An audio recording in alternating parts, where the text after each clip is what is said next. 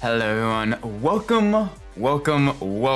Today we are in Wangan Midnight, trying desperately to get all S ranking on scenario mode. I'm a little bit terrified because of this, because the AI is very difficult on here, and I've been told that there's certain vehicles that do have a bit of an advantage. So I'm gonna go right with the R34. Because I know I am a talentless scrub. Let's get it. This I don't think that has the midnight blue, the midnight purple coloring on the skyline. So let's go with the blue instead. Manual transmission. Oh boy. All right. And we need to kind of use the AI's weaknesses against it. So no racing on the Wangan because the AI gets some massive urbaning on the straights, but not the greatest on the turns. So let's start heading basically as close as we can to the Wangan, but going away from it. So we have the most distance to kind of carry, and hopefully we're able to complete all the scenarios by that time period. And also gotta make sure we don't crash in anything. Probably around midnight-ish we want to start as well because there may be less traffic. I'm not sure if time actually plays any part on it, but I'm not going to take any chances. I'm going to try to go for S ranking mode so we can unlock the tuning. From what I gather, that's how you unlock the tuning mode, is to get all S rank in the scenario mode. And even if that's not how you unlock it, I still want to get it because, well, I want to actually try. So here we go, and our beautiful Inline 6 Skyline R34 GTR. Very fast, very powerful. Here we go. Oh, let's see if I remember how to play this game. It may take a couple tries to just even get used to the controls again, because the controls are this weird combination of both grippy and very slidey as well. The car both understeers and oversteers at the same time. Not in a way that's like necessarily really annoying to drive, like the Ferrari F14T, like that one. Like it actually drives fairly decently. It's just something you gotta like really push in the corners. But you can't push too hard because then you run just a little bit wide. Hi there. All right. Hey, I'm here. Welcome to the stream, Goofy Drip. Hope you're having a great evening. Alright, first race, Skyline versus the Supra. Oh boy. Yeah, it's already got massive speed on us. Let's make sure we try to go as fast as we can. And we'll probably do a couple of test runs as well, just to really kind of get a feel for where exactly the AI is the strongest, where the AI is the weakest. Wait, this R34 Skyline is very good. Very good speed, good grip, good acceleration. And make sure we don't crash into anything as well. Just a slight lift on the corner. Don't want to run wide. Oh, but we're gonna reach a fairly high speed straight just up ahead. And that the Supra is the AI in general kind of rubber bands just a little bit. If you're not familiar with rubber band AI, it's basically the AI will speed up past their normal capabilities when they're far enough behind. The point where they'll go much faster and catch up to you. Come on, we need to go a little bit faster. Try to carry them. Oh, is this gonna be an S? It's gonna be close. That's gonna be close. Is this an S rank? That was a fairly solid run. B! Oh, dang. Okay. If that is a B rank. Okay, so the Skyline actually doesn't like running up in the higher RPMs, and it is shift just a little bit before the red line, it seems, because that's where the power band is a little bit lower. All right, up against an R33 Skyline. It's an older generation Skyline, but that should also be very quick, very fast.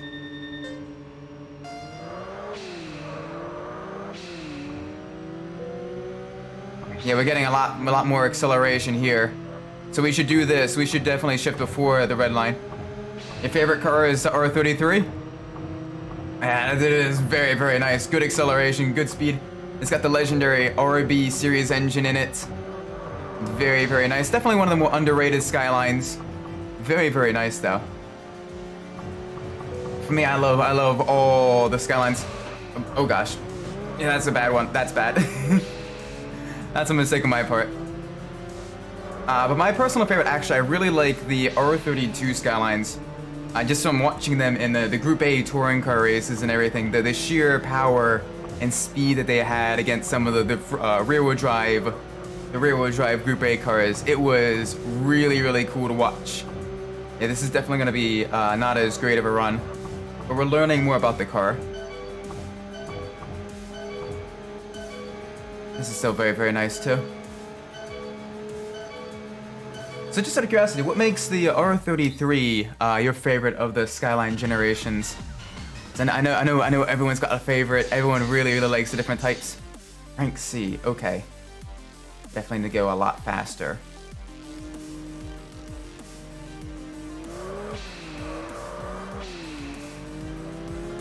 Alright, what is this? Alright, that's an older Z. I think this is the one where they started using the V6. I think this is one of the first one that wasn't the inline 6Z.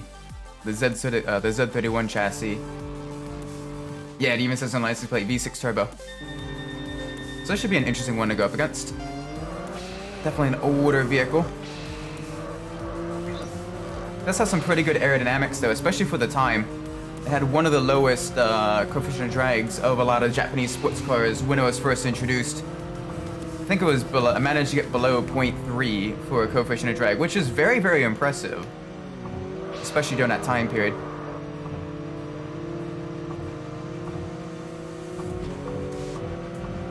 Oh, okay, it's actually going very, very quick, very fast. Alright, come on, come on, come on, come on. I need to go faster. I need to really kind of take down the rival's SP. Oh boy. Alright, we're doing well so far. Carrying this. Alright, slight nudge. That's not good. Bump.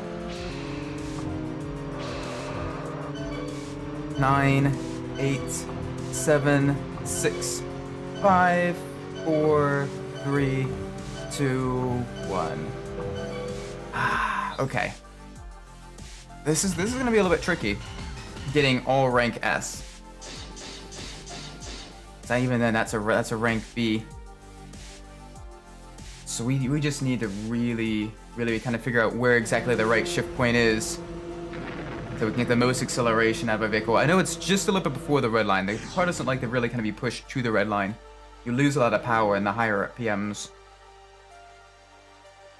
The engine is a bit torquey as well, so it's got the lower end grunt.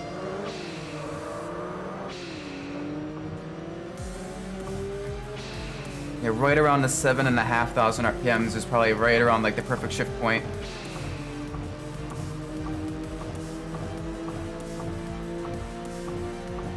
Bump. Thank you for the help.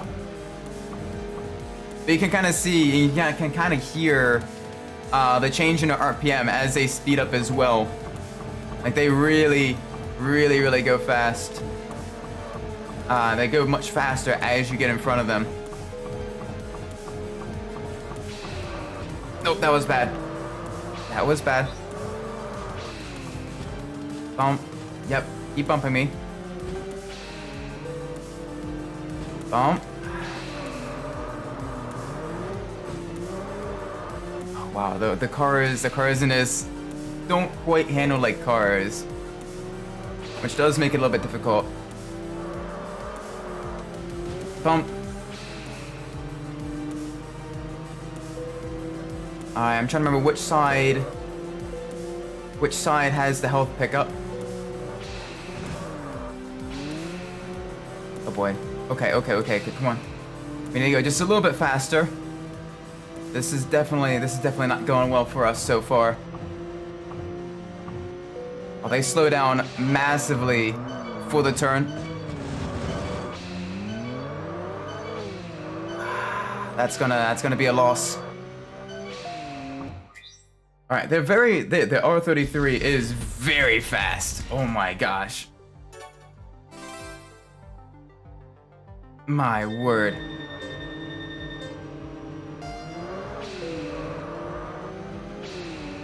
Oh, and he even got the health pickup as well. Not that he needed it.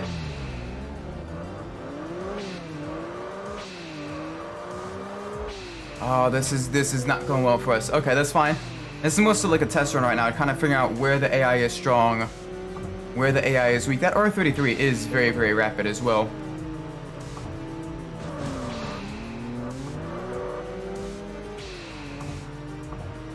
And part of it is I just keep getting pinched up with the traffic AI.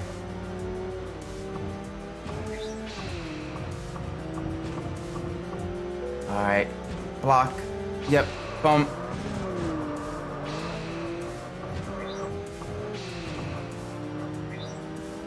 Oh man, the AI is so quick on the straights. That is not even fair.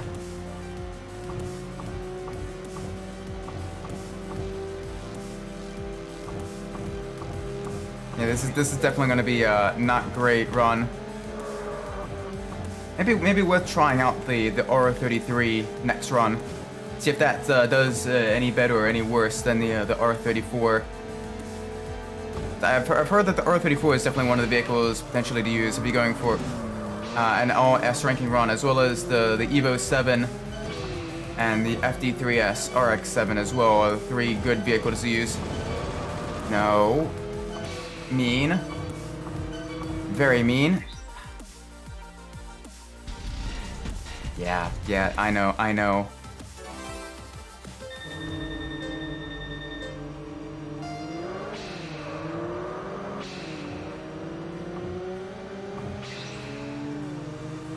Oh, this is tricky though. This game is incredibly difficult.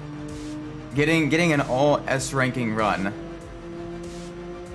I don't think I've even managed an all A ranking run yet. Getting an all S ranking run is going to require quite a bit of practice. That's what we're here for. We're going to be trying to really kind of get this all won. Hi there. Bump. Yeah, I may with as fast as this R33 is. That's behind me. I may actually switch to the R33. That's definitely one of the vehicles that's giving the most issue. But I don't know if that's just because of the actual car's in-game performance, or if it's the rival's cheatsiness. Like if you're seeing as I'm like dive bombing into the corner, not hitting the brake, you see them slow down, and then they immediately like speed back up, like to match your speed as you go around the corner. It's very... The AI doesn't quite obey the laws of the same physics you do as you're watching this.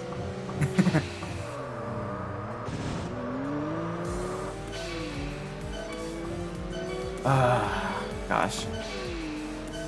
Are you... Have I heard of Grid Legends? Yeah, I have. I haven't played Grid Legends, but I've had...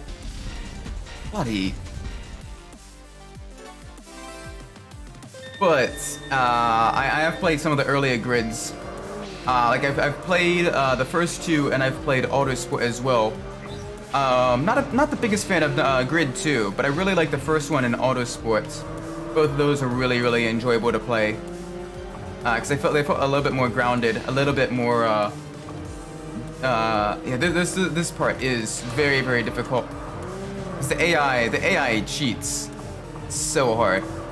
Like, I pass him, and watch, he just immediately matches your speed and goes faster.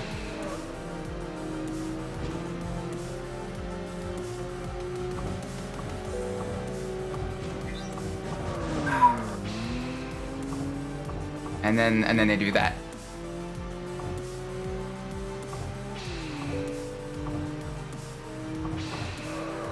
Alright, thankfully, the C1 loop is usually where you can really kind of beat the AI.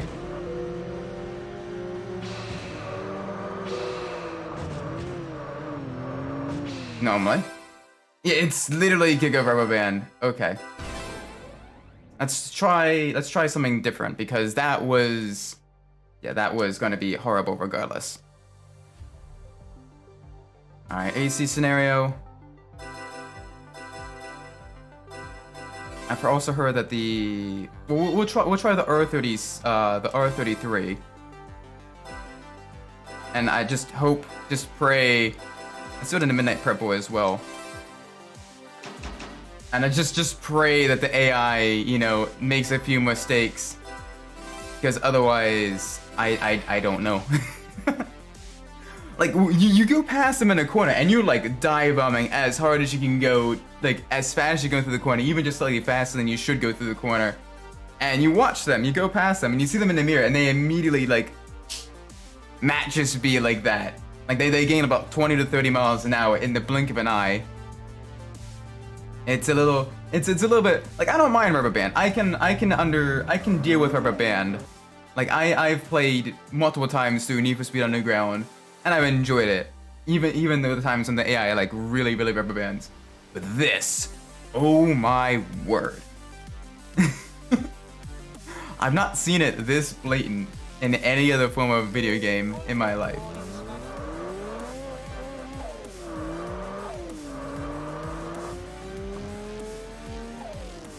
Alright, so right around the 8.5 thousand RPM range, I think may be the best place to shift.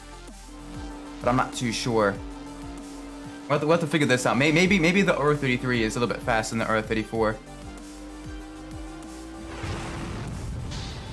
Yeah, that guy, he's rocking the mullet. Let's see.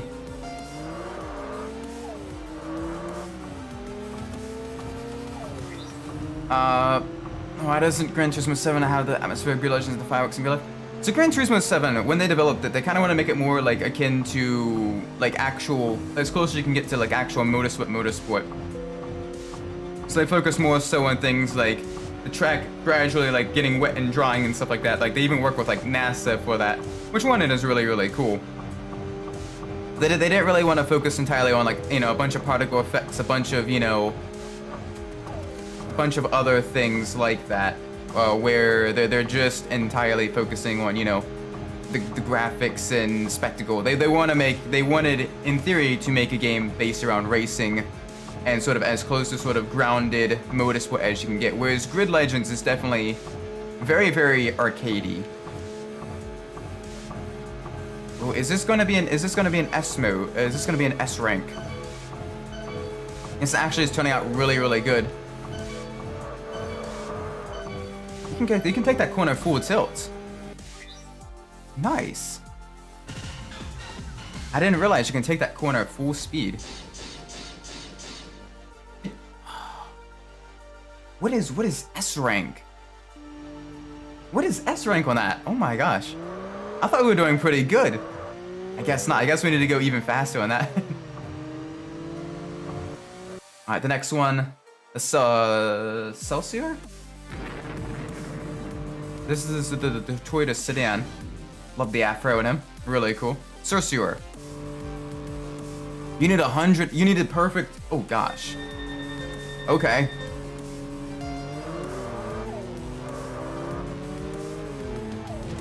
Oh gosh, he's blocking too.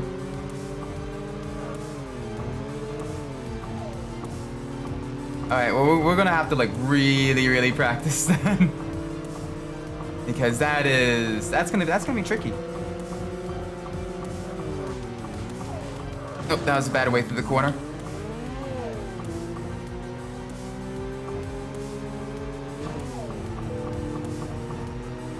Alright, we're gonna need quite a few runs for ORS rank, especially if I keep doing that. At least we get to see those faces. At least we get to see those faces.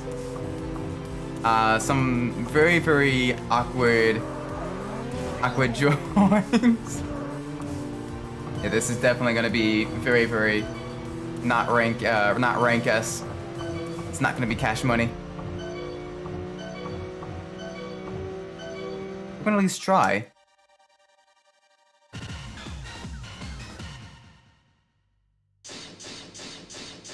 Yeah, that was not great. Okay, that's fine.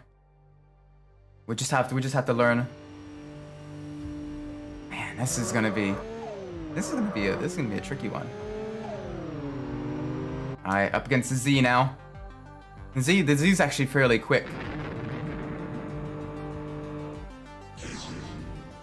This is stage 3. Stage 4 is gonna be the tricky one because up against the dual skylines.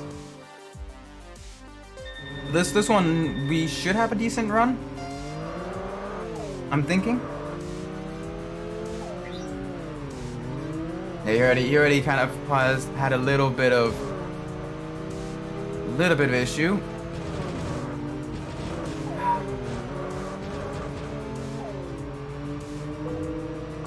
Little bit of issue there. Well, let's get past him on the turn. Wow, the rubber banding is deadly.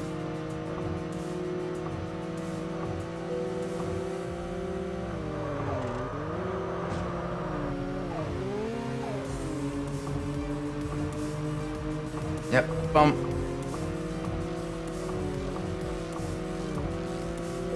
Yeah, the Z31 has some crazy, like we're just seeing as he like slowly like as he bumps me forward, I go faster and he immediately like matches my speed. I don't know how you get OS on this. This is, I don't know how people do it.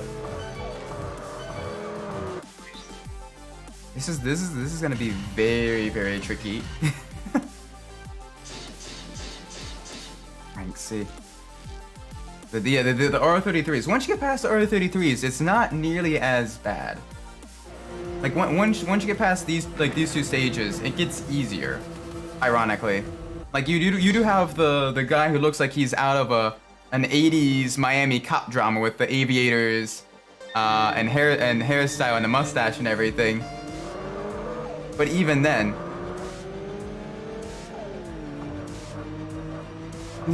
it's still not nearly as difficult as the Z and the Skylines. Yep, bump me faster.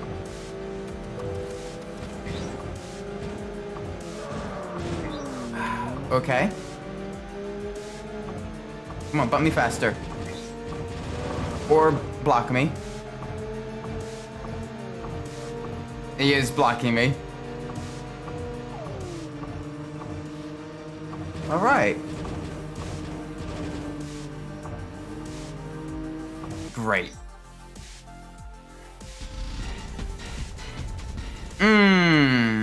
Yeah, let's continue. Let's continue. This will be fine. This is fine. Move over. Okay. What's even worse is you were guaranteed.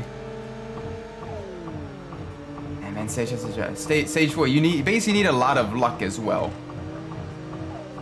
Because you need to pass them right at the right point.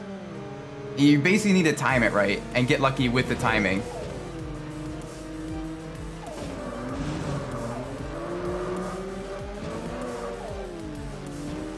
And even then, you need to like completely block them. But blocking them reduces your SP as well.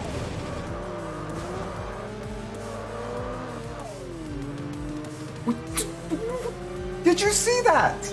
He nearly hit the rear end of a car, had to stop almost, and then immediately went faster than I did.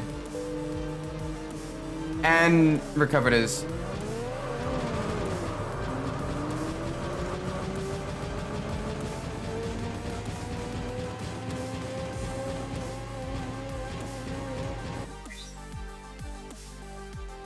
Okay. Well.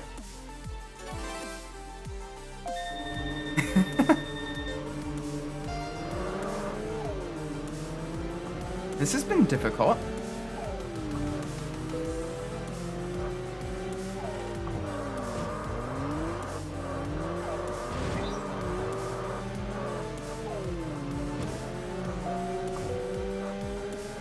What is this game?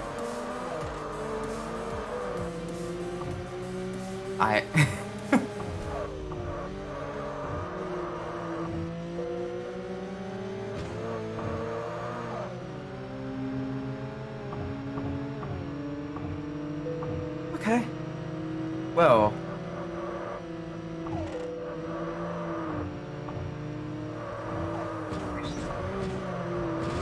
You...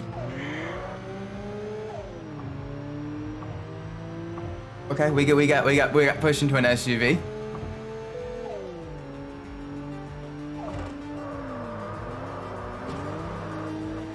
Come on, I need to get back. We need to get back ahead of the other R33.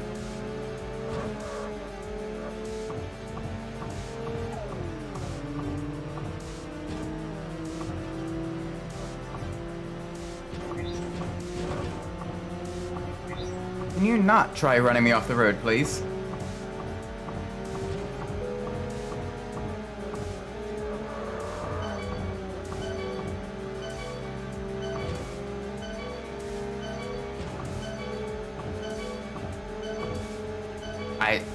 I genuinely do not know how I'm going to get rank S on that stage. Like other stages, okay, I can see it being possible. If you're very, very good or very, very lucky, you can get rank S. This though, this is a bit much. This is a bit ridiculous.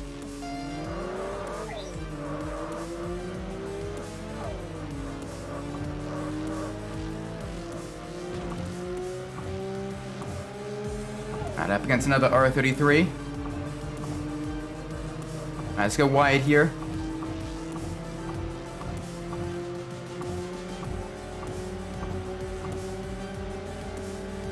Bump. Yep. Bump. That's fine.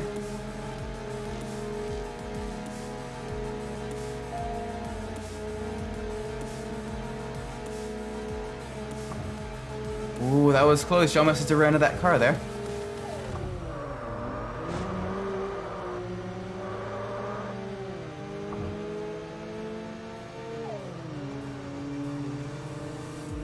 Oh man, this is actually gonna be very tricky. Very, very close.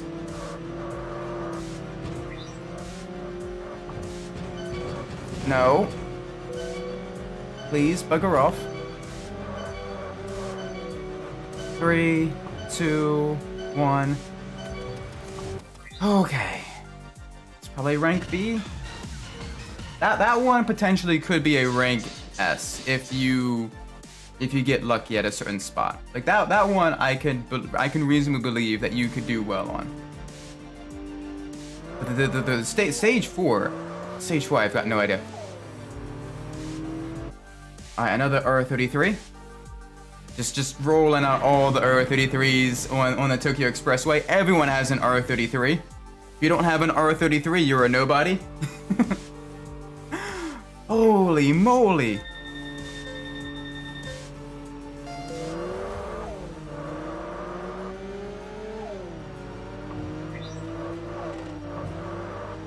Yep, easy.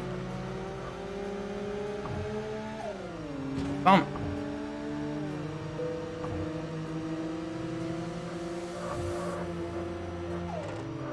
Oh, he made a mistake. And let's see how long it takes him to catch back up to us. It took 4 seconds. As he also punted us into a corner.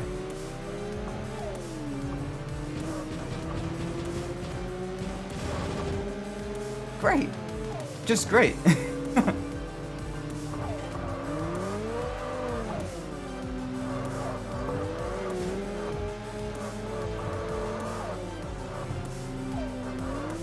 Just got to pass the Tokyo Tower, which is a really cool landmark. Really, really nice. It's really cool seeing that on the C1 loop.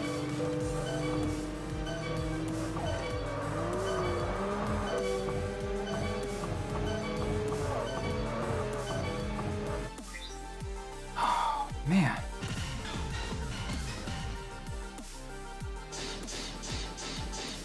Rank C. Jeez, this is gonna be difficult. And we beat stage 4 thankfully, but not enough. We didn't do well enough. I missed it. That's all right.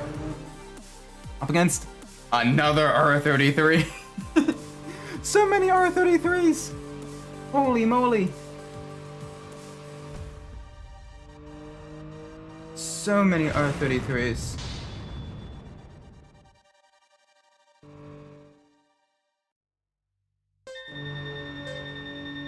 All right, let's do this.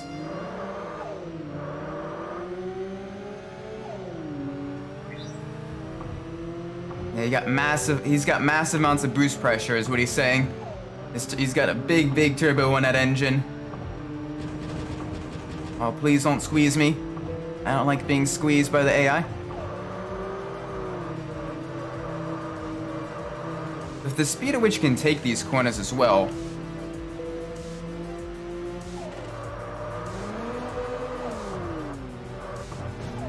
That was on me. That's on me.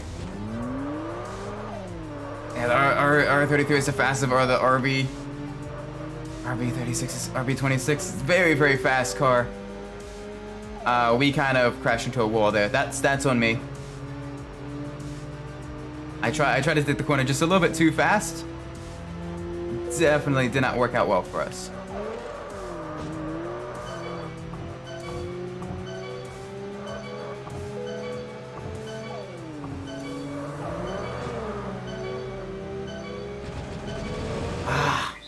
We almost had to come back there. Yeah, let's continue. Come on, we got this.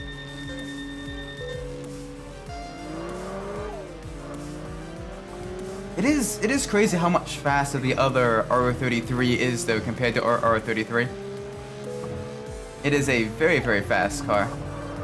Very rapid.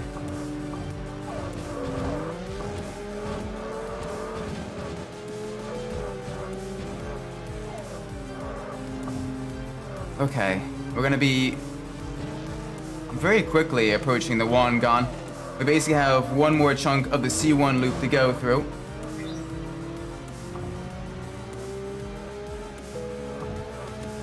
What the? You saw that too. He literally hit the wall and immediately was back up to speed. When you get further, does it get harder? Does it harder or easier? It changes a bit. It depends on who you're up against. Basically, the massive amounts of R33s, and then the final battle are all very hard. But everything else is more or less manageable. It's just getting past all the R33s that makes it very difficult. We just got an A rank there for with a lucky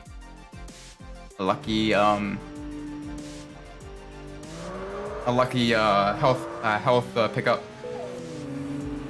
All right, so this is actually gonna be a bit easier because we're up against the FD RX-7, so we do have a little bit of advantage, but not a whole lot because that RX-7 is still very fast.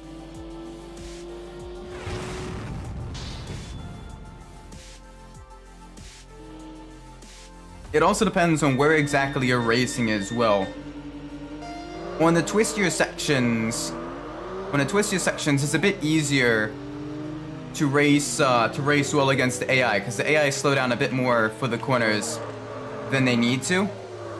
Granted, they're right back on your rear in a couple of seconds anyway, which does make it just a little bit difficult. Like, you're seeing just how quickly the RX-7 is catching us up. We are able to gain a little bit of speed on the corners, which does make things a bit easier. And they do slow down at the junctions where the highway splits. Bump. Alright, we're back on the Yokohama. The AI is just trolling very hard. I don't even know how it's possible to get all S ranking on... Did I accidentally set like a setting, or did I accidentally like activate a cheat code for like cheatsy super difficult AI? What the?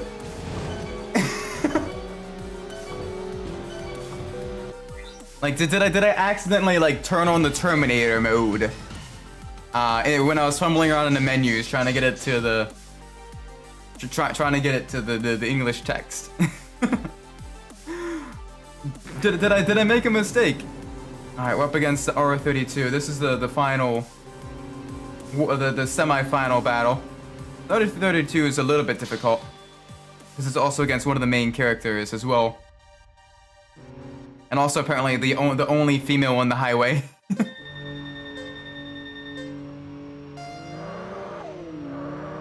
And well, she is also in an R30. She's also in a very fast accelerating. Skyline, she doesn't have a whole lot of top end. So once we can kind of catch up to her reasonably quickly. It's more so when the two other main characters show up, either the Blackbird or the Devil Z, that you really need to kind of watch out for, because both of them have like the AI is set to like 11. Okay. Or she can just completely punt us off to the side of the road. Well, that's gonna make things difficult.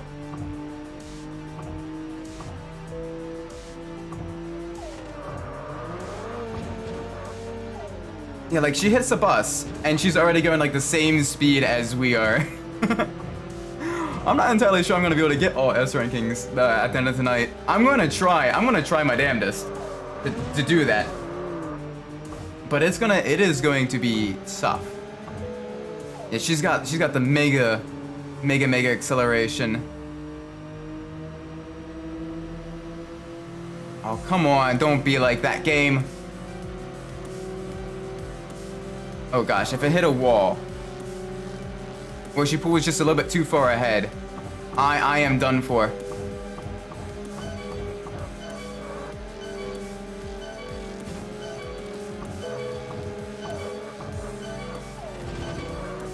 Jew.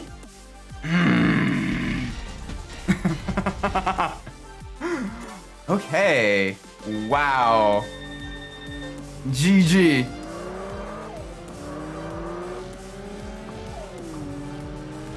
This is difficult.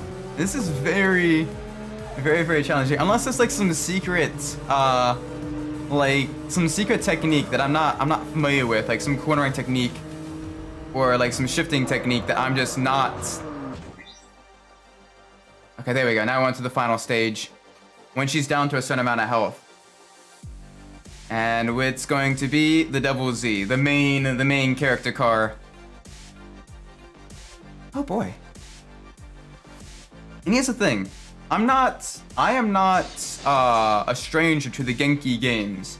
The Genki games in general are all very challenging, very difficult with some cheatsy AI. But this one takes the cake. Like I've beaten 100%ed all but Tokyo Extreme Racer 3, and that's just because I didn't at the time have a Game Shark to beat the one rival who needed more money they can actually accumulate in the Western release. And this is genuinely like very challenging, because even though they still have the same exploitable weaknesses at certain parts of the track, the rubber banding kicks in so much more compared to the Tokyo Extreme Racer games. Phew! And we get bounced into. She's a pain, really. Yeah, both of them are a pain. Oh my gosh, and I'm sorry, I don't mean to complain, but this is a bit crazy. I don't think we're gonna be able to beat this first try either. As we can see here, he is literally like rubber banding immediately right behind us. Each hit, we just keep going faster.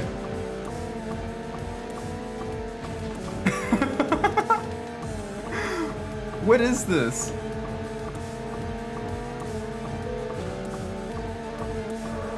Granted, we're on a fairly high speed section as well, which does make it just a little bit difficult.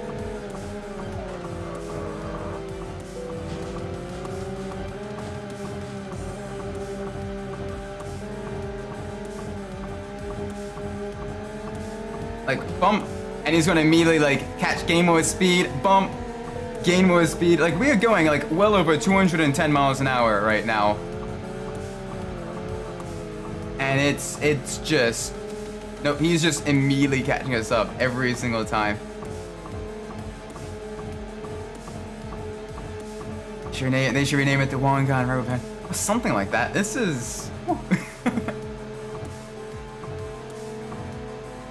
You can definitely tell it's an arcade port. Because how difficult the AI is compared to even Genki's normal fare. Oh my gosh. Okay. Bravo. Bravo. GG game. And if there is like a secret technique that I am like not doing, that like I'm an idiot for completely missing, please let me know, because I am trying so hard. And it's just, whew. This is tricky.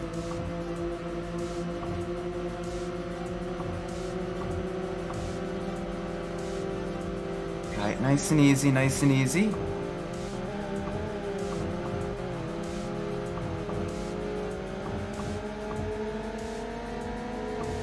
Alright, well that's one of them.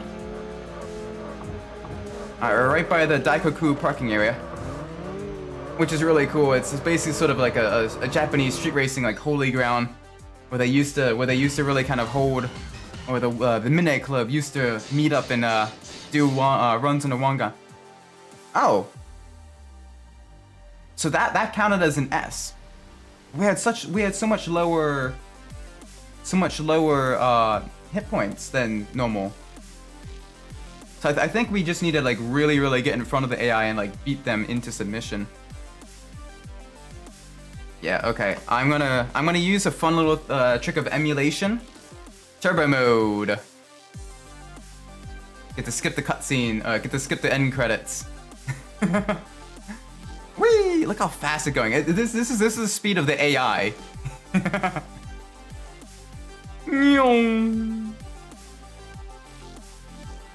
Basically completely unlocks the frame rate and allows it to go up to like 3 times as fast as it normally does, or about as fast as your GPU can handle for emulation, which is what makes it so useful. It's good for skipping the long cutscenes, the long unskippable cutscenes in video games. Very nice. Because every time you beat scenario mode, it's unskippable. Okay, so that was a little bit tricky. I think we may need to try a different route, because that route is not working for us. So we're gonna have to try something different. AC scenario.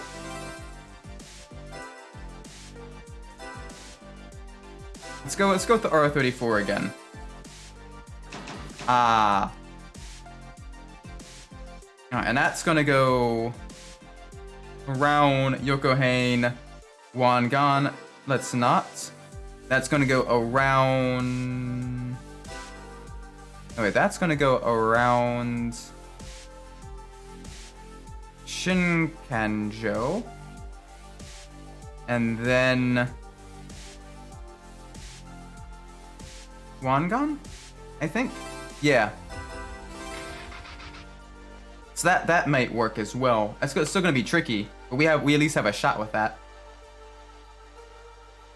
All right, it's 1:20 in the morning. Perfect time for street racing. Oh boy. All right. Let's see if this skyline is able to give us a little bit of a benefit.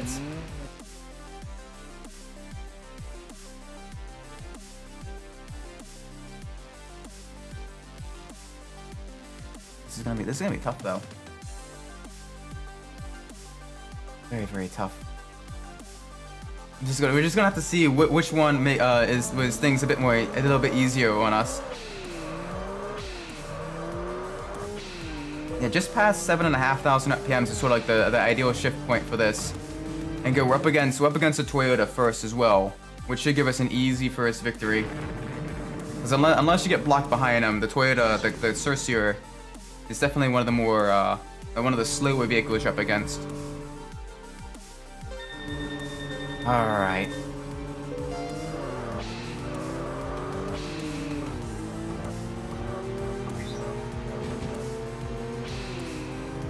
All right, come on. Let's go now.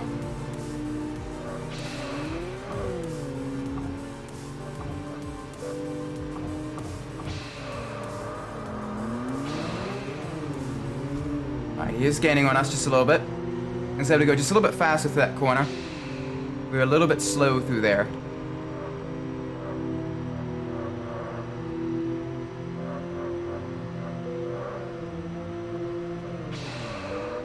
Out of all the RB26 cars, which one has the highest top speed?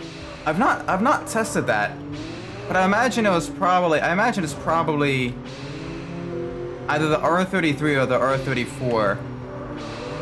Just because in real life the R32 has a slightly higher coefficient of drag than the other two. So I'd imagine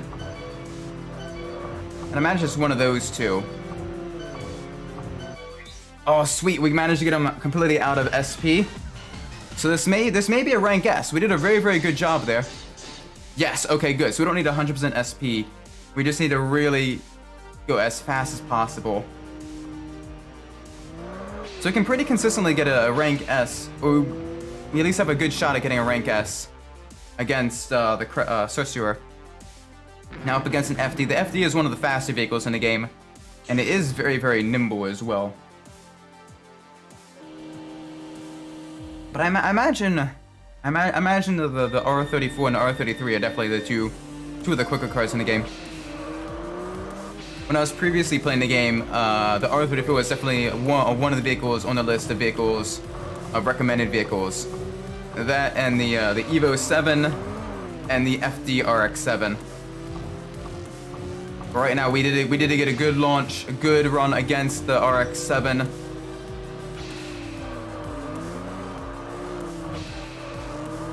Very smooth through there. No touching the wall. No touchy. No bad touch. Beautiful. Okay, the R34 has really, really good handling though. Just slightly more nimble than the R33. So I'd imagine the R33 has a bit more power.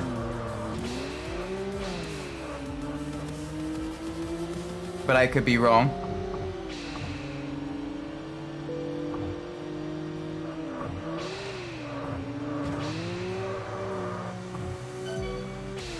Plus, the extra gear does come in handy a bit with the fine vehicle control.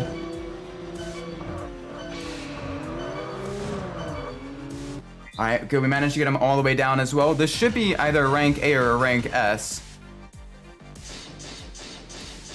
Rank B, really? Dang. Okay.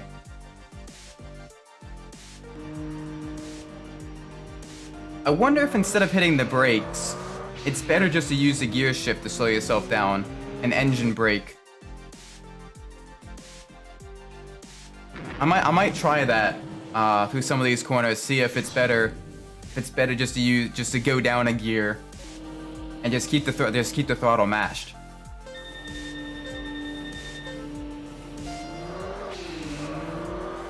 That may be the means to do it. Oh, you're gonna be blocking me. That's fine. I'll go around the inside.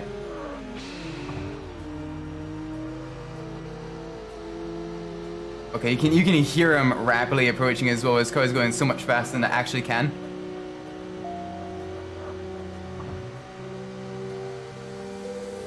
All right, moment of truth.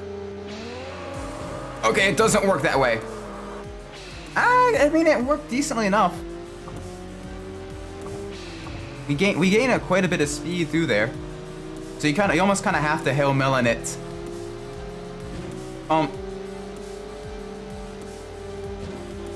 Downside is now we're gonna be on the Wangan, which is gonna be a little bit trickier.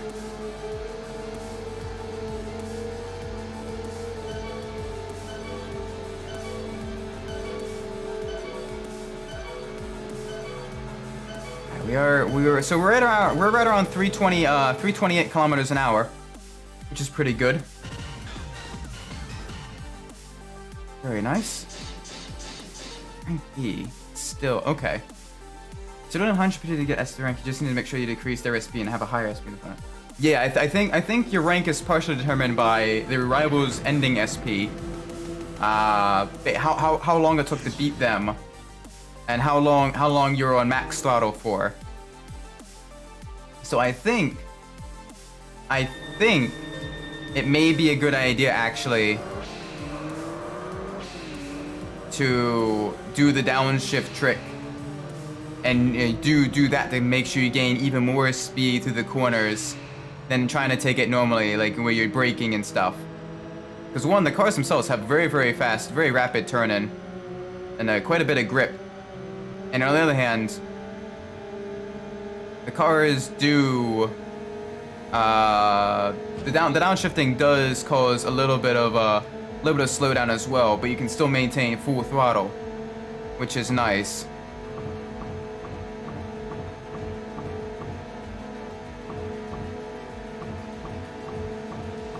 Oh man, but right now we're right neck and neck.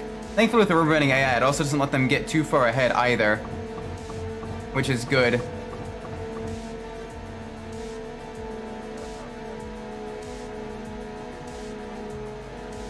So as long as we can kind of stay on the inside of the course, we should have a little bit of an advantage.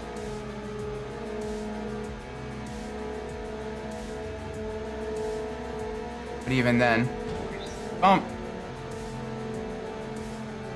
Nice, cool. We got hit in the rear end of the car. That should slow them down enough. Come on, speed, speed, speed, speed, speed. Come on. If we can rank S's, that means we know exactly how to beat them.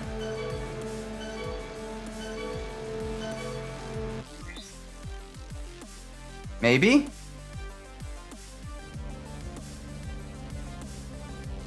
Or does that not count for rank S at all? And it's the next one that counts for rank S. And so that means hopefully that we won't have to like absolutely destroy ourselves trying to time a good run against the AI opponents. And instead we may need to beat Time Cop here. This Time Cop is trying to run a very, very annoying block.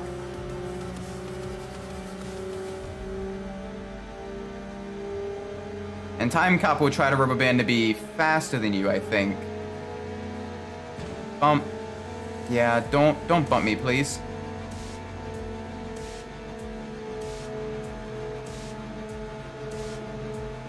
See, we want to be just a little bit on the inside of the corner, so we gradually keep the speed up. All right, where is it? Where is it? Where is it? Oh, you're all the way over there.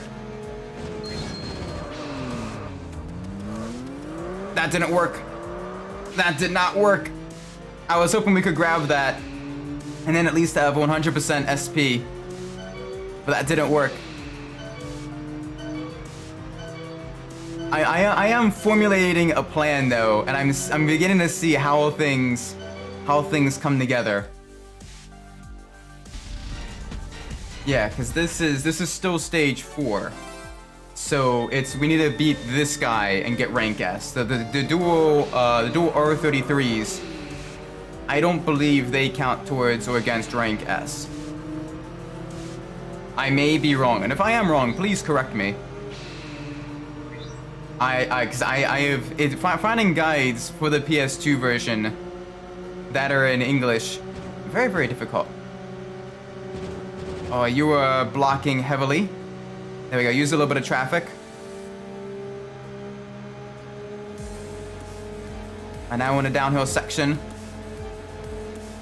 We're getting really, really close to Daikaku parking area. And that's when it's going to begin to get twisty again. At least I think so. That or we have another tunnel coming up. So I don't think we've passed the big bridge yet. And the big bridge is the one section where that really kind of is right before the Daikaku parking area. Going very quickly though.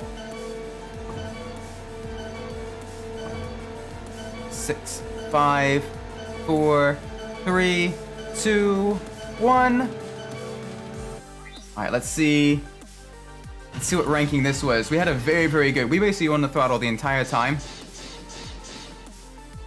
Really? Okay, that's only rank B. So we want to make sure we aren't up against Time Cop on the Wangan. Unless it counted that loss. Unless it counted that loss for rank B. But yeah, we don't want to be up against Time Cop for that. Alright, we're up against the RX-7 now. RX-7, we should have a decent advantage against. I think. I'm hoping.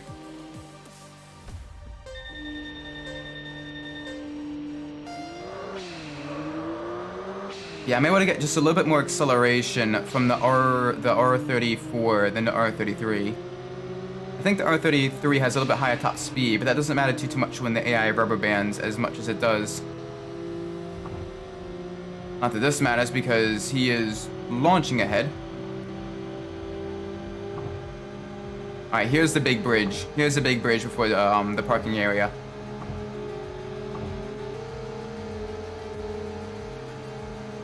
Alright, come on, give me some speed. See, races on the Wangan, I don't think are going to be easy to get full. Yeah, okay. Just downshifting isn't quite gonna cause good turn-in. We're gonna need a downshift and just left the throttle just slightly. Six, 5, 4, 3, 2, 1. Okay, we just barely won that one. Oh, boy. Okay, this is gonna be tricky. Rank B. SC3S. SC3S isn't quite as fast as we need it to be. We need some really rapid cars. Right now on the R34. Alright, up against the Supra now. Hey there, how you doing today? Welcome to the stream. Hope you're doing well. We're trying to get rank S on all of the races in scenario mode. And we're doing a little bit better this time than the previous time. But even then, this is a tricky one.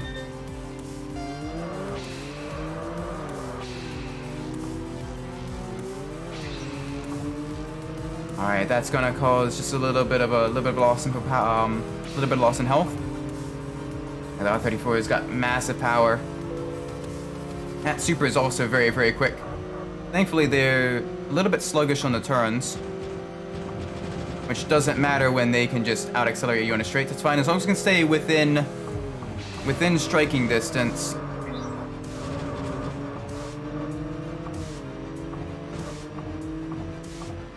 I say as they just launch ahead on the straight.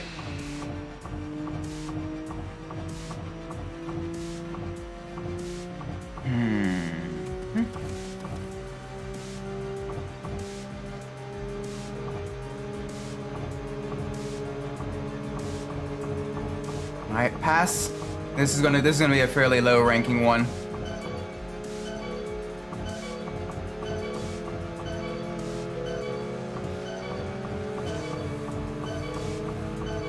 Yeah, that's gonna be a fairly low ranking. That's gonna be at least a rank D or an E. That's gonna be one of the lower ranking ones we've done. Yeah, rank E. Fair enough. That one did not have a high amount of SP remaining.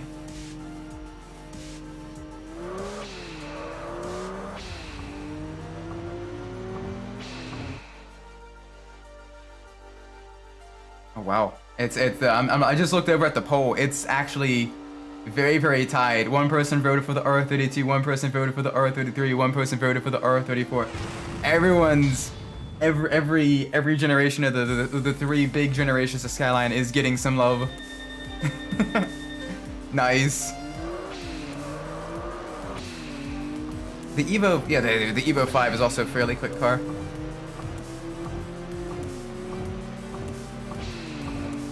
Which is very surprising that the Evo 7 is one of the recommended vehicles for scenario mode.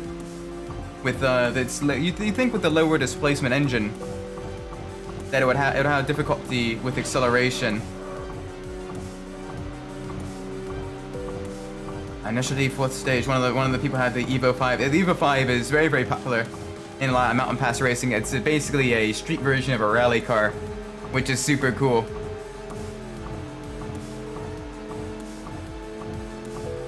Unfortunately, here in the States, we didn't get the Evo until much later. I think we got the Evo 8, the Evo 7. I think was the first Evo we got was the Evo 7, either the Evo 7 or the Evo 8. But yeah, it was very late in the Evo's run before we got some of them in the States. And it wasn't until later in the GD generation that we got the Impreza STI in the States either. Rank B, that's okay. We could definitely do a little bit better. 8 or 9, okay. So even one generation later, that's wow. It just goes to show just how little Evos we did get, which is why sort of within the tuner culture and everything, it was the Eclipse that was the big, one that everyone was, you know, scrambling for their Mitsubishi tuner car, or if they can get it, either the 3000 GT or the Dodge Stealth, because the Dodge Stealth was basically the Dodge version of the 3000 GT, same chassis, same engine, same everything, just slightly different body panels. Because it was under the collaboration with Diamond Star Motors at the time, which is really cool. And a lot of Chrysler actually had a couple of vehicles that did share badging with some Mitsubishi models. Yeah, the R32 is driven by the only girl on the Shotoko Expressway. The only girl on the highway. Granted, she's a very, very fast girl. She's got the mega acceleration in that R32. We should be able to beat her. We should be able to win against her. Let's cause a few blockages. All right, let's get the health. There we go.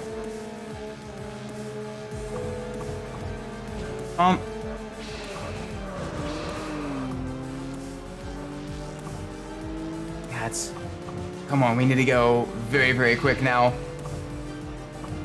She kind of punted us into the wall there.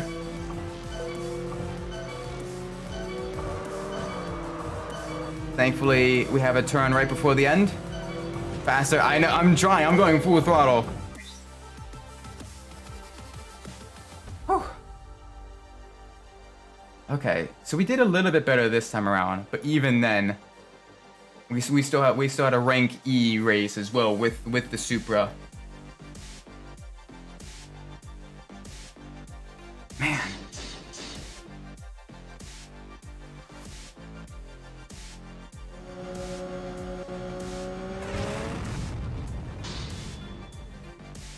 Yeah, it's up against the Devil Z.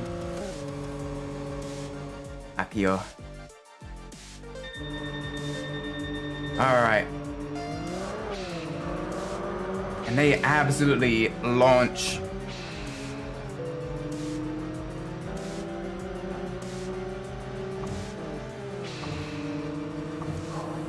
Okay, come on.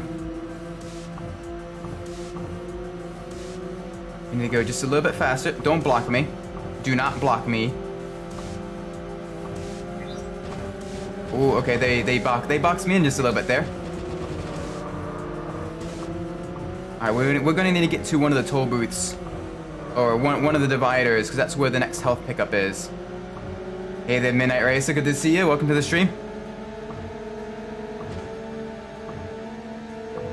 If Dodge brings back the stealth, I'm not sure if Dodge will bring back the stealth. At least not in the older garb. Where it was based off of the 3000 GT. But if Dodge does bring back the stealth, that'd be really cool. Because the market right now is missing a good amount of decent, higher powered four-wheel drive cars. And having an American tuner again would be really, really cool. Because that is sort of a market that kind of hasn't really been shown a lot of love recently. I'm trying to block, but the AI simultaneously, the AI in the game's physics simultaneously weighs more than and less than you. When it comes to acceleration, cornering, and braking, they weigh less than you. When it comes to physics collisions, they weigh more than you. So blocking, unless they're hitting you directly from behind on a straightaway, you are at a bit of a disadvantage. The game is very, very cheatsy.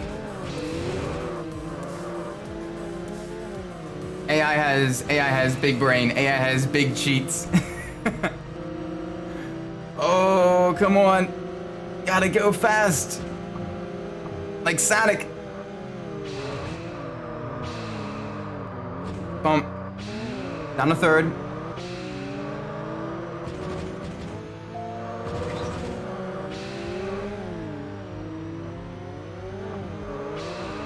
Come on, nice and easy, there we go.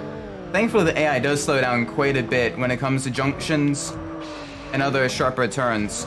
So you can kind of dive bomb them a bit. But even then they have massive rubber banding AI. And because your end ranking is determined partially by how fast you're able to beat them, we got very lucky there. You 100% cars made international last night. Stadium race number 4 was how. Oh gosh, what made it difficult? I can imagine if the AI is as difficult as this AI is, it's gonna be very, very tricky. Whew. That wasn't anywhere close to a rank S. I gotta go fast like Sonic. Whew. Okay, so we did okay there. We need to find a good way. We need to find a good way to make sure we're up against the right AI at the right points. Oh man. We beat the legendary Devil Z. Alright, turbo through. And congratulations, by the way, Minute Racer, on getting 100% that. All the opponents had Bosker AI, so they can block and taunt you. I'll say very fast. Ah, okay. so the AI has a little bit of cheats on that final race. A little bit tricky. A little bit of an unfair advantage. Whew. Yeah, it's produced by Genki. All right, let's try another run. Let's see if there's a different route we can take to give us a bit more of an advantage. Now what? Now we're so basically, from my understanding, to unlock the tuner mode, we need to get all rank S in the scenario mode. So that means basically we need to have like a perfect run. And that is what I am attempting to do. Let's see, that'll take me there. Yeah, all rank S. So like the top tier rank. Yeah, stage 4 to 7 is very, very tricky. Okay, let's see. So that'll take us around the new belt line, the Shinkanjo, and I believe that'll take us around the outside of C1, which will then take us to Yokohama. And also looking to getting some accessories to the Wii, like a wheel and a class controller. Oh, sweet. And that'll take us to the Wangan. So that I don't think will work. That's against the Z31. Against the FD. Let's see, that is against an R33, that's against the Supra. Both of those, no. Let's go against the Z here. Let's go against the Z. If we go against the Z early, I believe that should allow us to go against some easier opponents later on when we're on the longer straightaways. I'm hoping.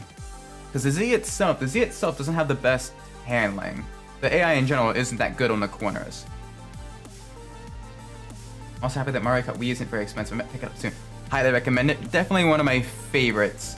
Although personally, I enjoy playing Mario Kart Wii without the motion controls because I'm a psychopath. But either or, it's still very enjoyable. A lot of fun. There's some really good courses on it. Very enjoyable. Although I will admit bikes are OP. Bikes are very OP in Mario Kart Wii. They did kind of nerf them a bit in they did nerf them a bit in 7 and 8. But bikes in the Wii version are very, very OP because you can just constantly wheelie boost. And you can keep bunny hopping as well. Are we gonna beat the Z again? Probably. Alright, we're up against this guy. This is gonna be a little bit challenging. Yeah, the AI has some very, very good cheats in the Z31. Which is why I'm hoping if we can race against him on the twisty courses, like the C1 loop,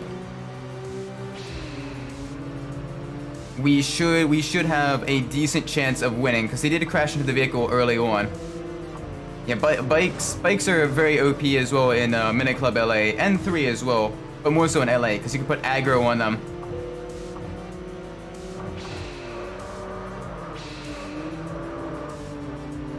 Ooh, yes! Okay, we're doing really well this time, actually. Alright, slight nudge. That's fine. This should be rank S. Yes! Come on, that should be good. Come on, rank S, rank S, rank S. Yes! Okay, good start.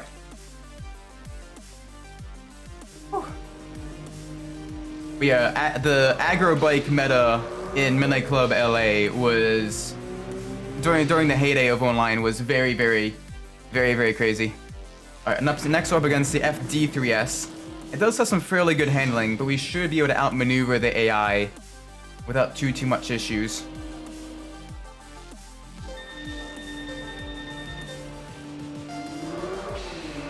All right, come on. Don't let him get ahead too early. Alright, a little bit of a nudge there, but that's fine. Okay, yeah, downshift drifting seems to work the best. So just a slight tap of the brakes, then downshift to really kind of like speed through the corners. Seems to be the best way to go. Yeah, he's very quick. But I think we may be able to actually beat him. I'm slowly kind of figuring out the game's handling.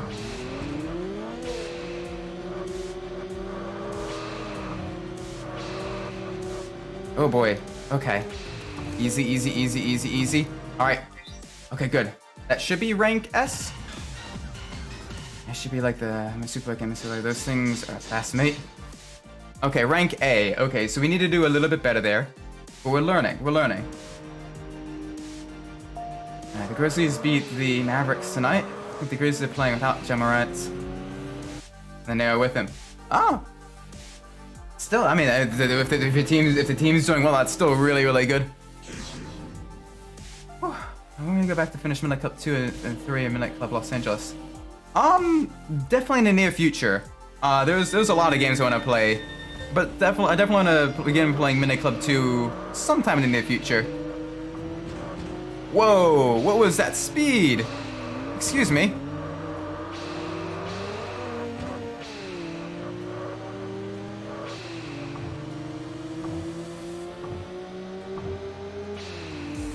I have Midnight Club LA and Xbox One. Nice. Alright, is it this side? It is not that side that has... Oh, of course, there's a side with the car. Oh, this isn't turning out nearly as well. Okay, there we go. That'll help us a lot. Alright, slight tap, downshift.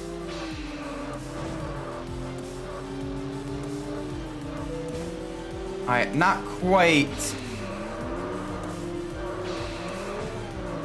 quite getting these corners right. We're definitely doing a bit better than we normally do. We definitely need a little bit more work through that section of the C1 loop. Question: what games do you think are better as a series, Need for Speed or Midnight Club? Need for Speed, I think, definitely has higher highs. The black box era in general, I think, is really good. basically Hot Pursuit 2 through Carbon and even Pro Shoot is all very, very good. But I think also Need for Speed has some of the lowest lows, with 2015, Undercover, and Rivals being some of the weakest in the series. Midnight Club does have LA though, and LA is a very, very, very good racing game. And I think with Midnight Club as well, you have a better overall sense of identity in the series. Like when you think Midnight Club, you can definitely think of exactly what Midnight Club is. With Need for Speed, the identity is kind of all over the place. So it is very, very, very tricky question. But I'm gonna have to go with probably Need for Speed. I think Need for Speed definitely has just a few more like really, really top tier games. Whereas Midnight Club, while it doesn't have nearly as many games in general and also top tier games, it does have a bit more consistency. But that's easier to do when you only have technically 5 or 6 entries, depending if you count the special editions as their own separate entries or not. Yeah, that's the thing. Midnight Club, like even Midnight Club 1, which not as many people like compared to the other two. I genuinely really, really enjoyed the first Midnight Club. It's got like a simplicity and charm that other racing games don't really have. When am I gonna play Need for Speed Most Wanted? After I play Need for Speed Underground 2. Unless scheduling changes. So I have been in the talks of doing a few. So there's another VTuber, Trazione Integrale, who is planning on maybe doing Wreckfest League, which I may end up joining, depending on what time that is. I'm intending for Saturdays to be mostly Need for Speed games. So we finished Underground. Underground 2 is a much longer game though, so that'll be a full playthrough of that, and then Most Wanted. Well, the thing is that with all that, it's good to kind of enjoy the journey as it comes as well. Because the thing is also, if you don't necessarily rush into a whole bunch of games and either never finish them or rush through the games and not have fun. That was very cheatsy with the AI there. You pushed me into a bus. That was very mean. That was very mean, Time Cop. That's karma. That's karma. That is indeed karma right there. You try to push me into a bus, you get karma. You get pushed into a bus. I've got the senior student Underground too. Okay, moment. Yeah, it's too bad the Midnight Club series died a long time ago. Yeah, it's unfortunate. It seems right now that Rockstar is more so trying to keep the Midnight Club fanbase alive through DLCs and content updates for GTA. Are you kidding me?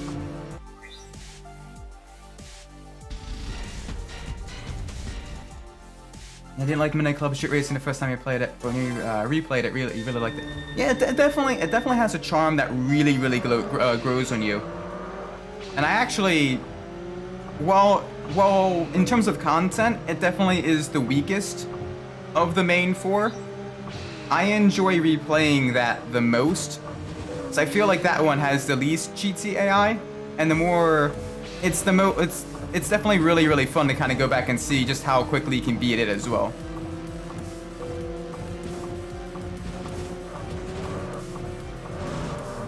That was bad. That ended up horribly. Yeah, okay. Reverse. Reverse. We lost completely. So one of the reasons Need for Speed is lackluster nowadays is lack of competition. If Midnight Club was still around, Need for Speed probably wouldn't suck as much as it does nowadays. That is probably a true statement. Because you do need. I definitely think competition sort of breeds, being able to really kind of, you have that incentive to really kind of outperform those that are still in the same niche. and also you get to see what your competitors are doing. You get to see sort of what they are innovating, and you get to see how you can innovate as well within your genre. Like the whole reason Dub Edition exists was because like the Need for Speed Underground games had that customization, and had, you know, the hip hop sort of early 2000s culture. And then you had Dub Edition, and they basically worked directly with like a magazine company to see what vehicles and what customizations are popular and are going to be popular a few years from now. And they did a really, really good job. Like the vehicle list is, with the exception of a few vehicles, the vehicle list in Dub Edition is timeless. Yeah, it's like Rockstar versus Need for Speed. You need that competition, because during that time period they were constantly trying to one-up each other, and you got some of the best racing games of the 2000s with that.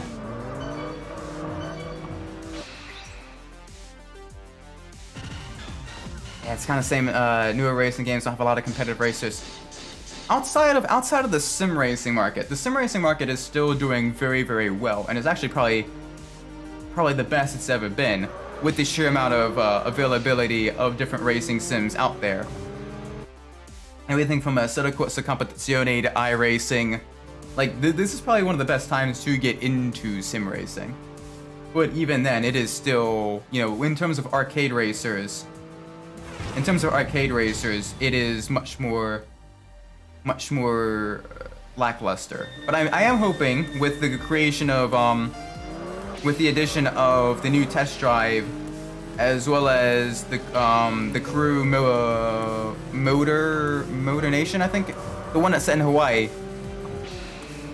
that it'll kind of be the kickstart or the jump start that the arcade racing genre needs. I do have an Need for Speed Pro Street, and I have the ISO file for the PS2. I'm probably gonna be playing the PS2 version, but that's gonna be quite a while from now. Instead of the PSP emulator, I should check out Mini Club LA Remix. That's a good idea, because I've heard the PSP version is very different than the PS3 version. I do know there is a PS3 emulator as well, and I do have the disc as well. So that could be very, very fun. All right, come on. We're not doing nearly as well this time around. There's a bunch of Japanese JDM cars. All right. The crew Motor Show. I think it may be Motor Show. Yeah, the one that's set in Hawaii that's coming out this year. That one and a new test drive that's set in Hong Kong. Both of those are looking very, very interesting. It'd be cool to see the crew Motorfest. Okay, yeah. It'd be cool to see how well both of those do, and if they end up doing well, that could kind of be the kick in the rear that both Forza and Need for Speed need to really kind of, you know, get their act together and actually innovate.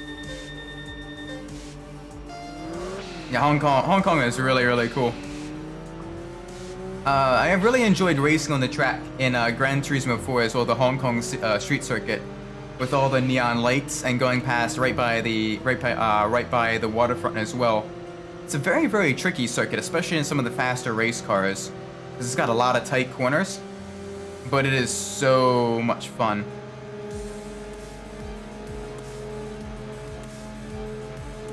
Very, very enjoyable. Oh boy, come on, we need some speed. We're neck and neck. We're neck and neck with the other R30, the R33 Skyline. I also beat Need for Speed Nitro DSLA today. Oh nice, how was that? Because a lot of like the handheld racing games sometimes suffer from like either a lack of content, or sometimes not the best physics. So I wonder if that one was a bit better. Come on, we gotta get the R30. Whew. Yeah, that one was not a good run. That's gonna be a rank C probably. Rank B. Okay, that was a little bit better than normal. Man. This is gonna be tricky getting all rank S's. Oh gosh, not the Supra. Is that a Supra? Pretty fun actually. Handling is pretty decent. Track design is fun. Nice, nice, nice. I see Need for Speed Underground 3. I'm not sure if there is. I know a lot of people were saying that technically Need for Speed 2015 is quote-unquote Need for Speed Underground 3. But it's kind of a weird sort of mishmash of just roughly around like the Tuna era Need for Speeds. There isn't, outside of maybe like a fan game or something like that, I can't imagine Need for Speed, the Need for Speed franchise, reviving the Underground name. Or the lack of quality of handhelds. That is true. A lot of handhelds just didn't really have the processing power back then to really do 3D racing games all that well. Like, I remember seeing some of the Game Boy ports of some of the earlier Need for Speed games, and while it is very, very impressive, they managed to get fake, like, pseudo 3D graphics on the Game Boy. It still wasn't that great. Like, I remember, because I had a Game Boy when I was a kid. I remember the Hot Wheels Velocity export of that one, and it was not that great.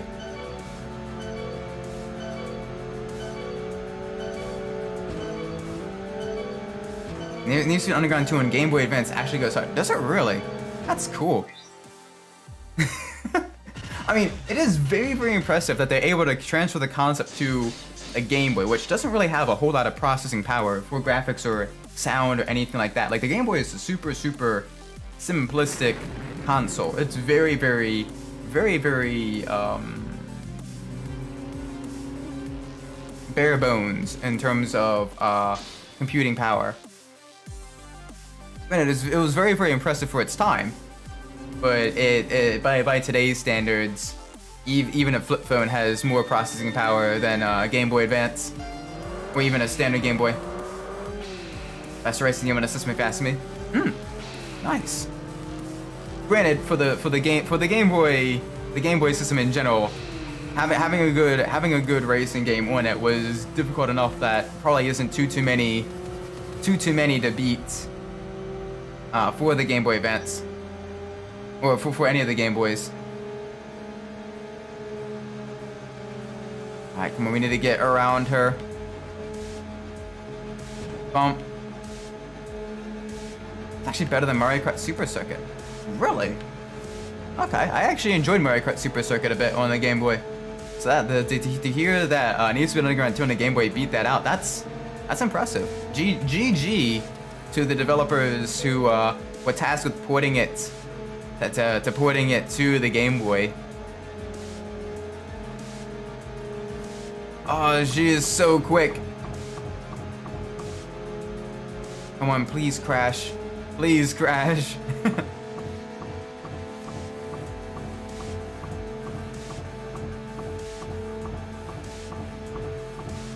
Oh, she is just right next to me this entire time. Oh boy, this is gonna be tricky. Thankfully, we're getting pretty close. We're getting pretty close to getting onto the Shinkanjo. Not quite. We need to go through the toll booth still. Ooh. Oh, easy. All right, we're at least back at the full health, which should be good. All right, now we should be good. Great job, oh, it's Pocketeers who did that. Nice job. Well done, Pocketeers. I wonder, you know, what happened to some of those companies who were tasked with porting the black box era games. If some of them are still around, if like any of the people that worked on those, you know, got transferred to, like, you know, higher, more advanced projects. Oh, they have such mega acceleration at the start.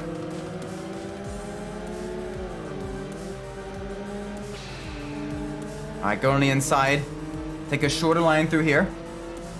Yeah, we got the Z. Yeah, they're always just a little bit faster. Like, look at the speed of that. And the DS version of New Super Underground 2 was made by the same developer, but wasn't as good as the GBA version, if you ask me. I wonder if the limitations on the GBA or on the Game Boy of the GBA handheld sort of caused them to kind of like force their hand in innovating and sort of creating their own means of creating like a fake 3D graphics, and that's what kind of made it like really good. With the DS being powerful enough to at least have a basic 3D rendering program. She's just bumping the Z. Bump. I'm going as fast as I can. It's not like I can push the pedal down any further.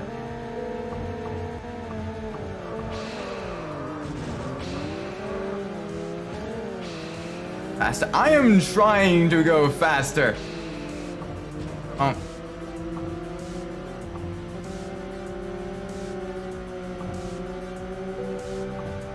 I can cut on the inside here. There we go.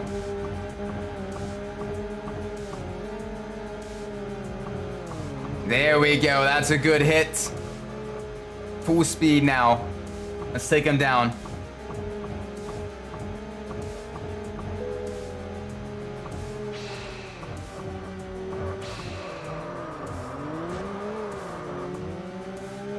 Always got the mega acceleration out. Bump. Give me the speed. Another bump. Alright, another hard corner.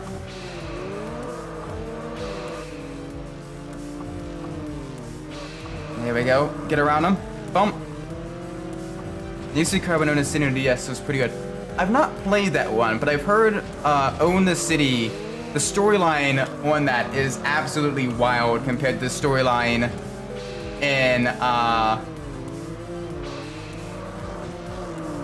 compared to the storyline in the regular console version. Like I've heard it's like some like conspiracy, like you like murder your brother because he's like abusive or some wild thing like that, which is absolutely crazy. I am trying to go faster, okay? Oh, that's not good. That was bad. Pro Street DS you like more than the console version. Oh, pain, Pekka. Yeah, I've not played the DS version, but Pro Street was a game, much like the first Midnight Club was for you. I didn't really like Pro Street that much the first time I played it. That was when I was young, and I played it with all the assists on, you know, all the auto braking and automatic transmission and everything. So the game kind of felt very sluggish. But when you turn on like when you turn off all the assists and you turn on manual transmission and you put it on like the hardest difficulty, that's when the game really comes alive. And it actually becomes really enjoyable and really challenging too in the later stages. Because the kings and stuff like that, the kings get really fast, and they actually put up, with the exception of Nate Denver, they actually put up a fight, and it's really fun to go up against them. That was a hard hit.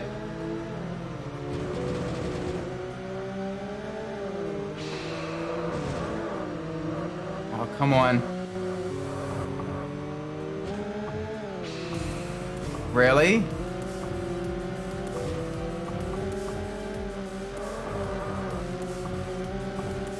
Okay, so much for having a decent amount of hit points going through here. Jeez. That is definitely a rank E. Oh, rank D, okay.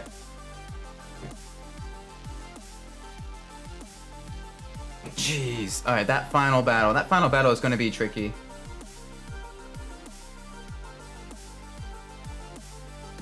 Yeah, the Bluebird Z is so fast.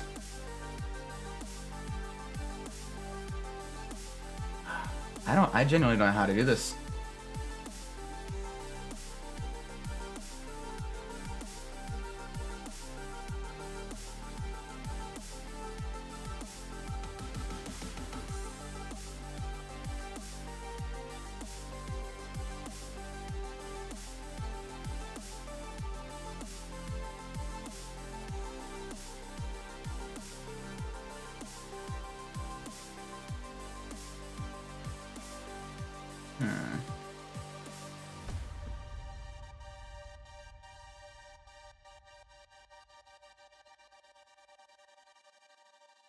Okay. That's good. Let's turn it off the turbo mode. There we go. Turbo mode disabled.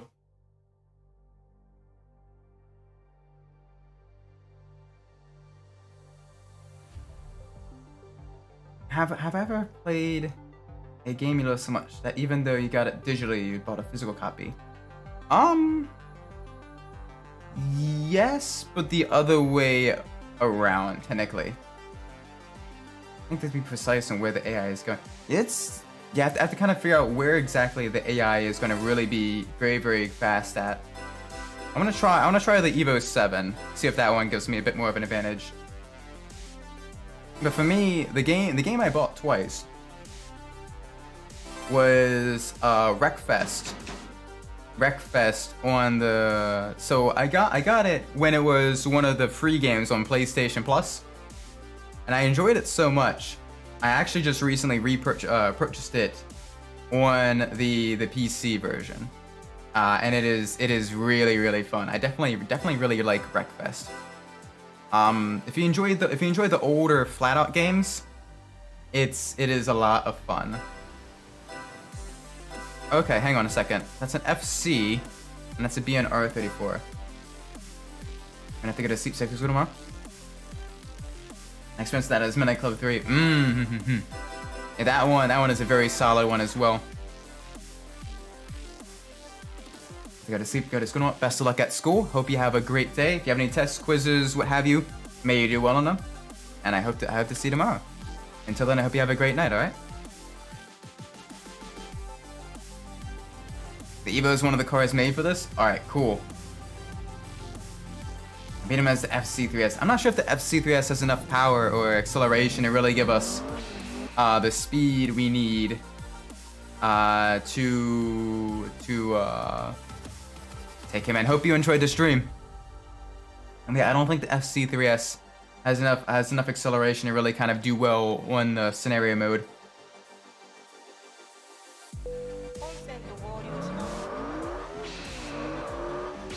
Thank you. I'm thinking about getting the other PlayStation Criticism Midnight Club games with complete collection.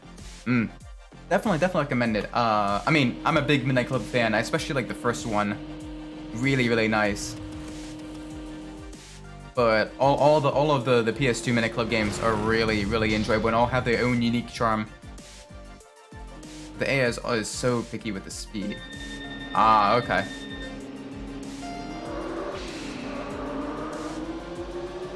Alright, so this one actually likes to rev just a little bit higher than normal. This has some good acceleration though.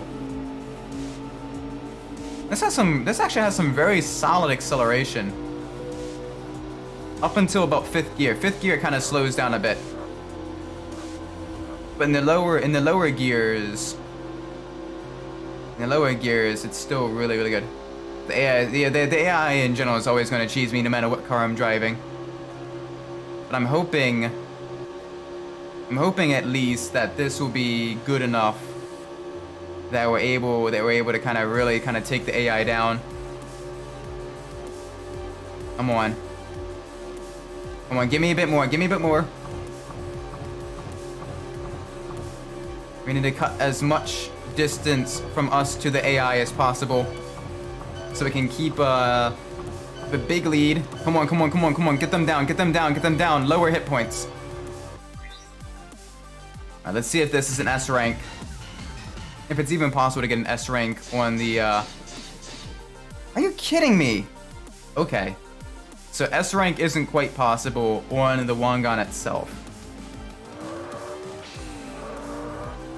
And it likes to be the Evo likes to shift just right around the the 7,000 RPM range, or just after the 7,000 RPM range.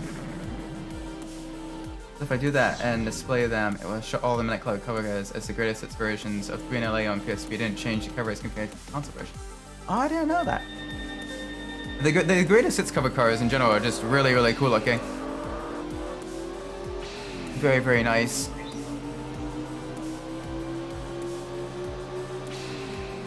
You know, it's really, really cool though. I think I may have talked about this on stream a little bit earlier, but the Mazda, the bright yellow Mazda, was actually featured in a street racing documentary before it was featured on the cover of Midnight Club, of the first Midnight Club, and they actually shut down a good chunk of Times Square in order to get like the photo shoot of the cars in action, being chased, being sort of quote unquote chased by the New York Police Department. But that was really, really cool. Like, there's a like I think it's the MX6, the bright yellow one, actually had a massive storied history of like the New York street racing scene at the time. So to have an actual like car that was featured in real life street racing on the cover of a street racing video game, like that is some cool history. And the cover cars in general are really, really cool. But it's so funny because I remember watching the documentary, and like they at one point they get chased by police officers. How is that B? Okay, fine, that's fine. But they were chased by the police officers, and he basically had hide this car in like a backyard and cover it with cardboard to kind of cover up the bright yellow paint. Especially Midnight Club LA with the Evo X. Evo X is very, very nice. And LA has the S32. Complete has the Evo X. Yeah, all of them are really, really cool. And of course, if I remember correctly, Midnight Club 2 had I think it was called like Jersey XS. The one that was based off of the Viper. That one was also really, really cool. And one of the motorcycles as well. Anyway, give me a little bit more hit points. Good. Bump into a bus. I need this. Give me speed. Give me speed. Give me speed.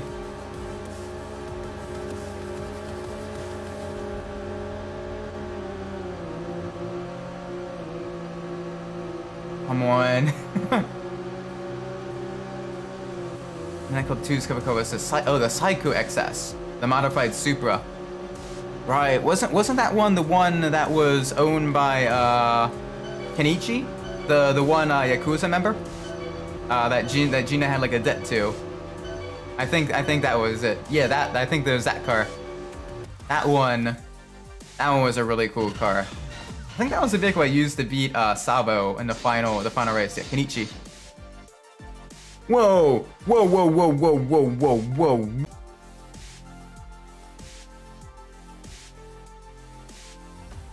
Sorry about that. Am I back?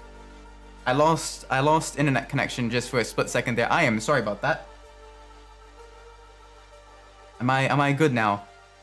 Oh gosh, this is the first time it's happened majorly on stream.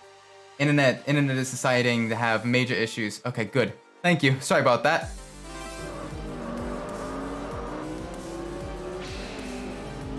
Oh, jeez, that was dreadful.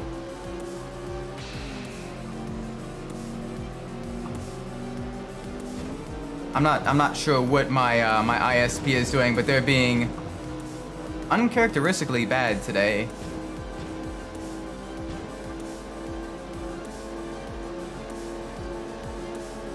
Okay, let's see if we can't get a decent ranking. A 12GX is one of those cars used for beating Savo. That one is also a very, very good one. I think I mainly used the Saiku just because it had a bit of a softer suspension. Because of which was really, really good on like the France races, especially because of all the bumps and jumps and everything. That one was very, very good. Even if it had one less nitro, it was still very, very quick and a bit more durable.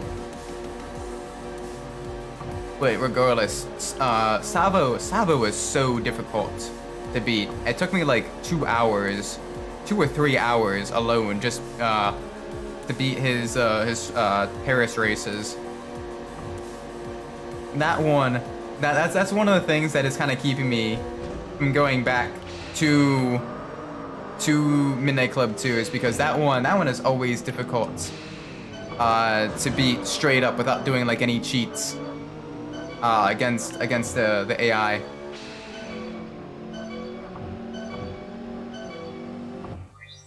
Okay. Now we're gonna be up against Time Cop.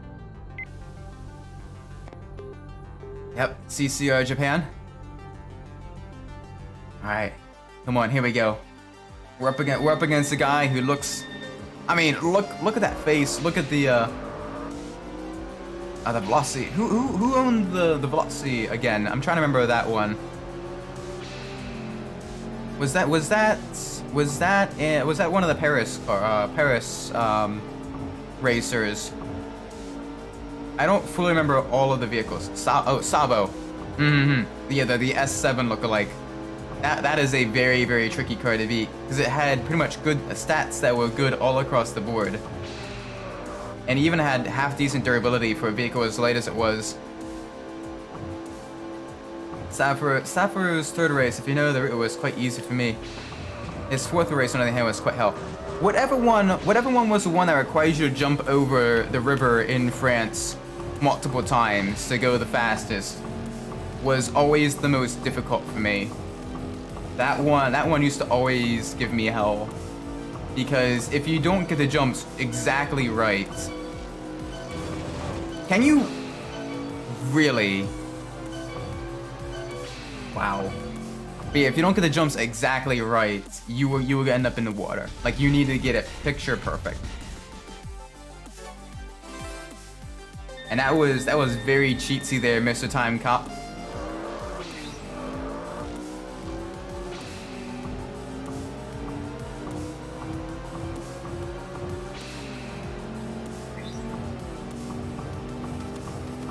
That was the race. It's still not easy. It took me about 10 tries.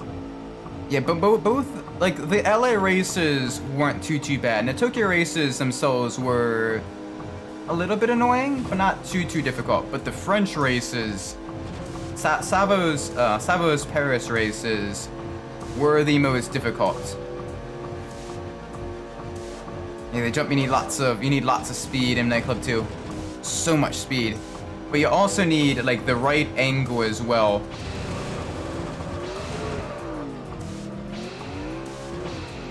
Like, if you don't go off the jumps at just the right, like, just the right angle, at just the right speed, you will end up in the water. And it's very, very, very tricky at the speed you need to go as well. Can you not block me?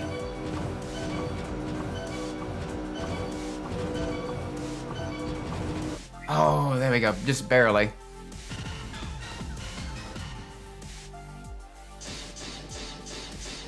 Yep. Okay, that's not going well. All right, we're actually gonna quit this scenario mode. We're gonna try this again, starting from the Yokohama, because this is not going well for us. I'm gonna try starting. I think the Evo 7 may be the best one. You can play Need for Speed Nitro one-handed. How did you find that out? That's very interesting. How did you find that out? Oh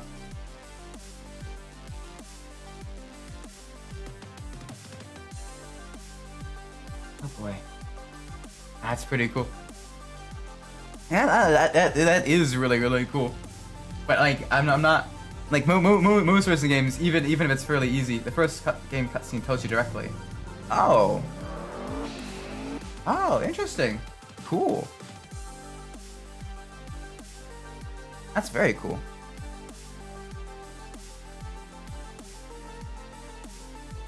Because I know a lot of racing games are kind of, especially if you play with manual transmission, are kind of known for having a little bit of dexterity required to kind of, you know, get all the controls right and everything, especially if you're balancing clutch and brake and all that stuff. Doubly so if it has motion controls or if you're using a wheel. Alright, we're gonna be up against the R32. This is gonna be a bit tricky.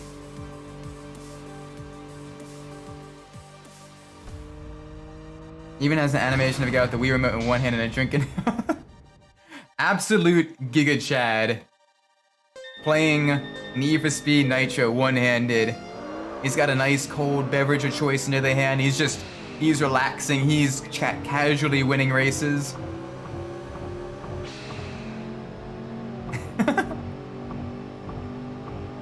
Oh Jesus. Okay, this R32 is actually very difficult.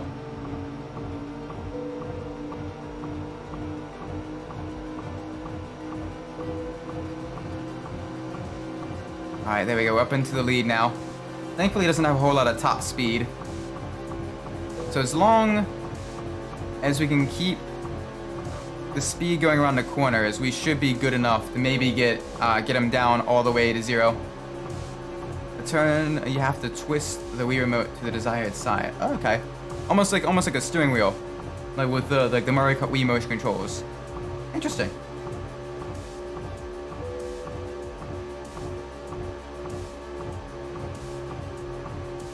Okay, come on.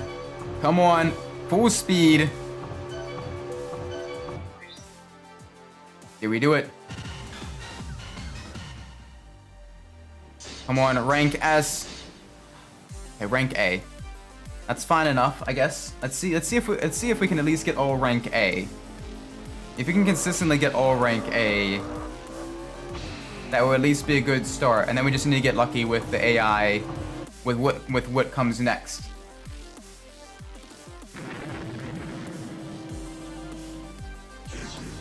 Oh, you have to twist your wrist. Okay, so you're pointing at the T. Okay. Interesting. Wonder how easy it is with that mode. So I imagine you lose a little bit of precision just doing it in the one-handed mode and without, you know, with twisting the Wii remote instead of tilting it.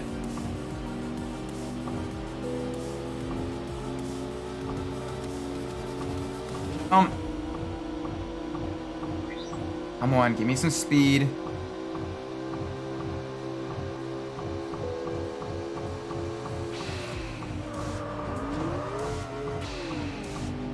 Alright, that was good. Not great, but not horrible. Please don't dive bomb me on this corner.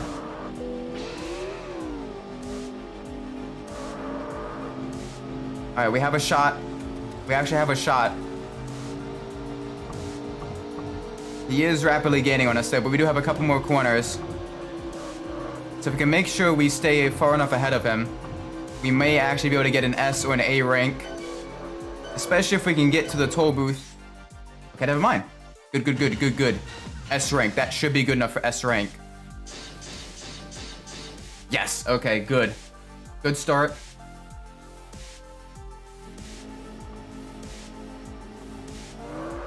See, I think... Oh gosh, that's an R34. I know how tricky the R34s are. So this is gonna make things... Granted, look at that mustache. That is an absolute Giga Chad with the mustache. that is a man who will gladly take your pink slip and you will say thank you to him and call him sir and give him a nice firm handshake and look him directly in the eye because that is an absolute mad lad.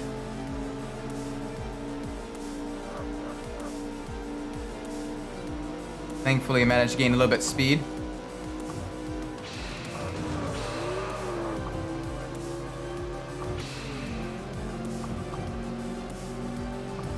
Alright, come on. He is just right on our rear.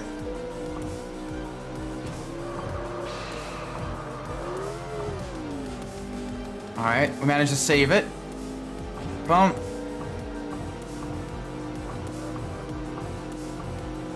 Okay, so this is not going well for us. This isn't going to be a rank A.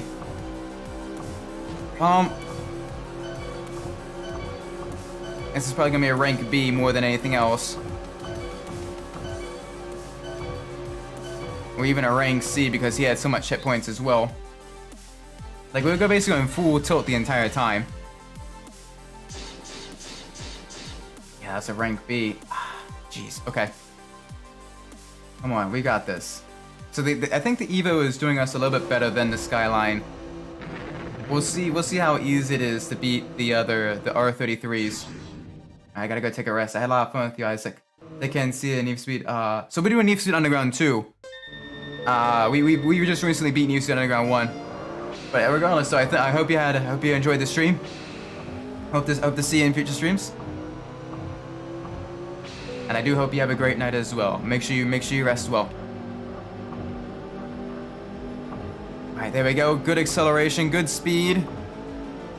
The Evo, I think the Evo may be our vehicle of choice.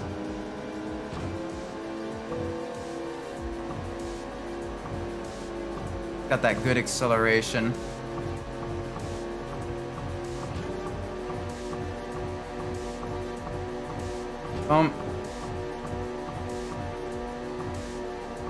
Oh boy, come on. Easy. Bump.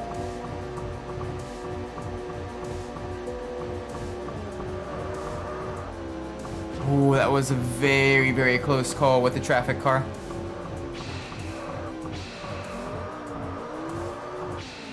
Oh, and this thing has some mega cornering abilities though. We should be able to do fairly well in the twisty sections.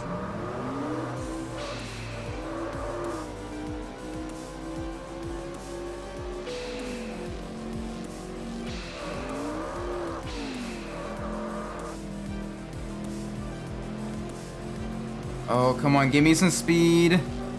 Please.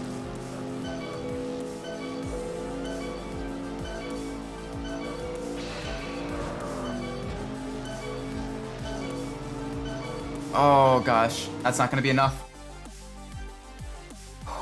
Okay.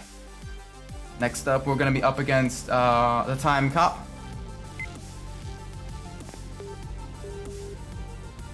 I need to go here.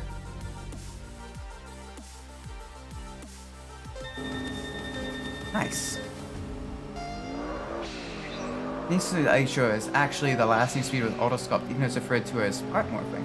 Interesting. I didn't know that. I'd love to see. Again, it'd be difficult to have it come back with licensed parts, but for some of the other neat, like fictional Need for Speed parts in the newer Need for Speeds, it'd be cool to have autosculpt come back, or at least a more subdued version of it. I think would be really, really cool. I kind of miss autosculpt for some of the parts, especially in Carbon with the classic muscle cars. You can get the supercharger and the bug catcher intake to pop out of the hood, which was super, super, super cool.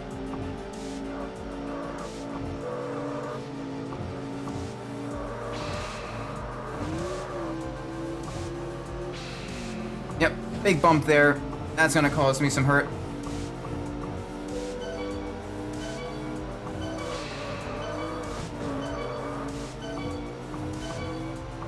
Yeah, this is probably gonna be a rank B race right here. Not quite a rank A. Yeah, it's a solid rank B. Okay. Still, I think the Evo has given us the best chance.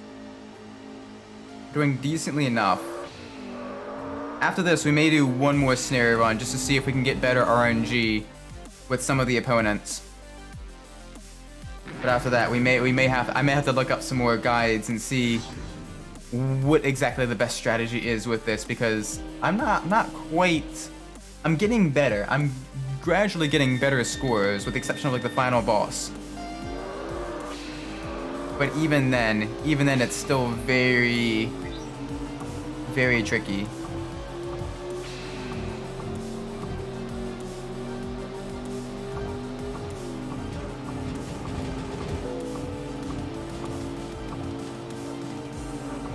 Alright, good. Managed to slow him down there quite a bit. Kinda have to almost block him so he goes into the cars.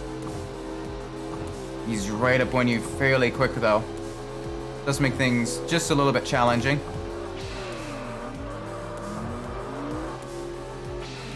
Alright, that was a really good turn. Managed to use the traffic to our advantage there.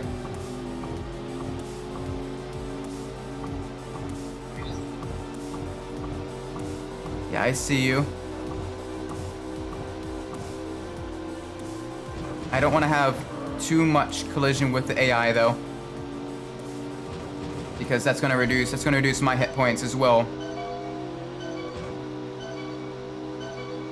4, 3, 2. All right, that's going to cause, that's a loss. Okay. So you do need to block fairly heavily, but if you do that, you lose your hit points as well.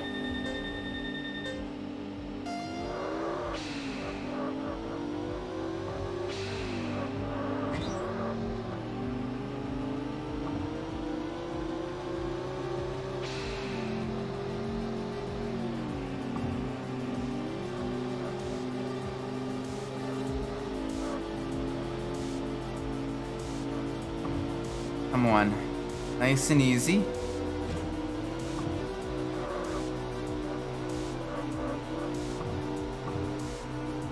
Oh, you may actually... I wonder if this counts, if losses sort of count against your overall rank as well.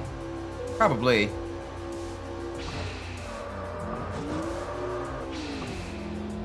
Whew. This should be a fairly easy victory now. Never mind, he's now right up behind us. And now we win. Alright, good, good, good, good. We got another loop around the C1. Which is good. And then we'll be going back onto the Yokohama. So if we play our cards right, we may be able to completely avoid racing on the Wangan. Which is where the AI seems to really, really do well.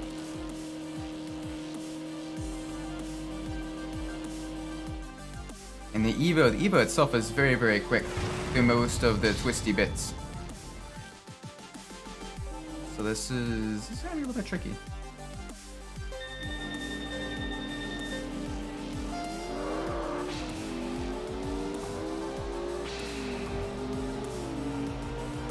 Alright, nice and easy. Come on.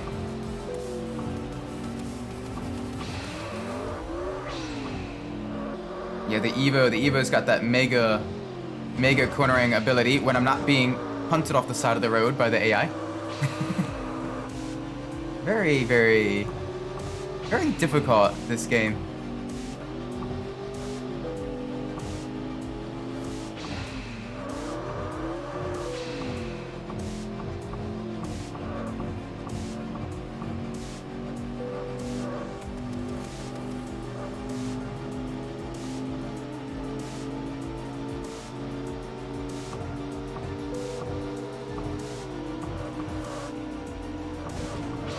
Alright, that didn't go well. That's not going well for us.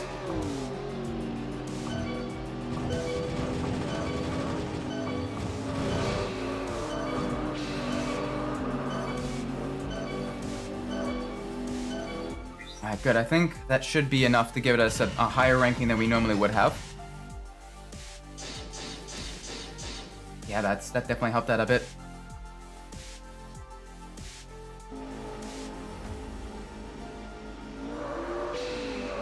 Helped inflate our rankings. We can consistently get B ranking now, which is good.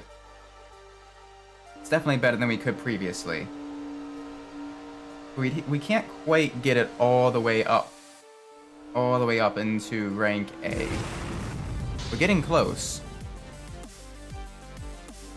I think it's partially just I'm making a few mistakes here and there, and also we may be getting some poor RNG at certain points.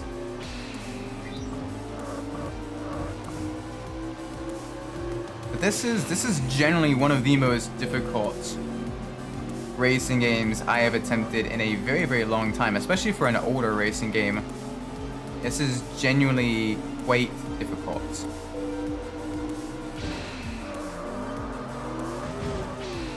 And it just comes from how rubber bandy the AI is, that they're really able to kind of do some massively quick maneuvers on pretty much all of the tracks. But come on, we have a limited amount of time. Let's try to reduce his hit points through the twisty sections. All right, we're keeping the speed up. Come on. Come on, he's got to be nowhere.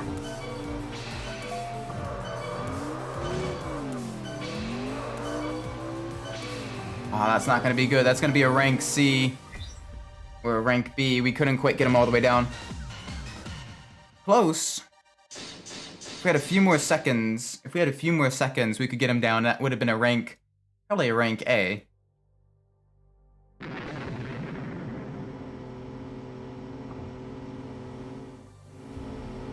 All right, up against the final stages now. Yep, hi there. That's a very familiar face.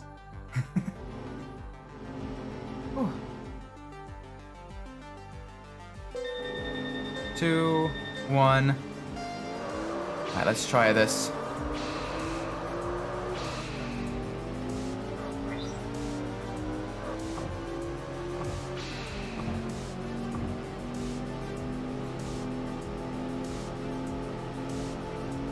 Oh man, the speed that she has though. And she got the health pickup too. Thankfully, she crashed into the van. We should have a decent advantage now. But it's funny how much they rubber band. They go so fast through some of these sections that even the AI can't quite figure out how to control the cars. It almost becomes a little bit comical. Okay. Got the Devil Z. Alright, alright.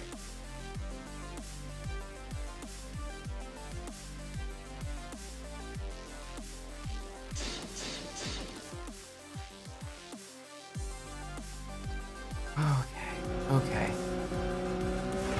It's gonna be a little bit tricky. We'll be going on the Yokohama as well, which is going to make things just a little bit tricky for us. So hopefully if we can get an early lead through the twisty bits, that should help us out.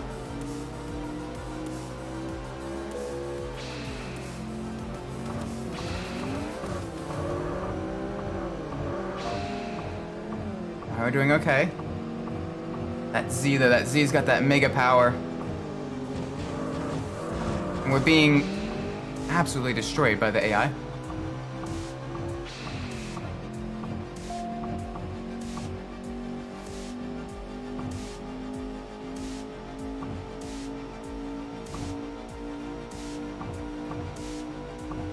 Okay, goodbye.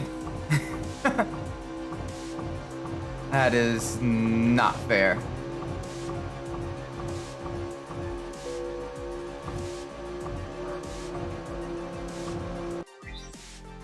Wow.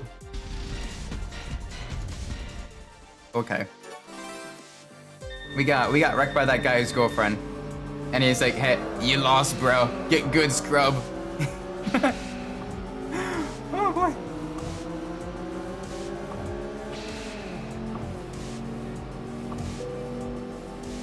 Okay, finally a corner. I can actually be somewhat faster than the Z on the corners.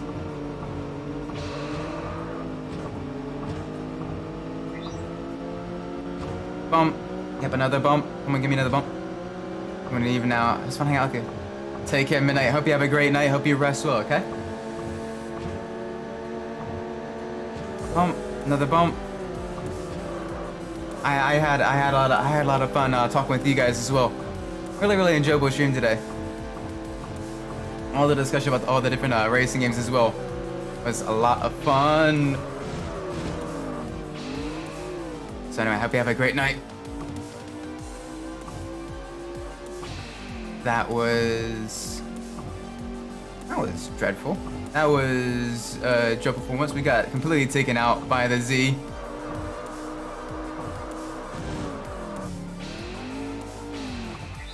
Yeah, okay.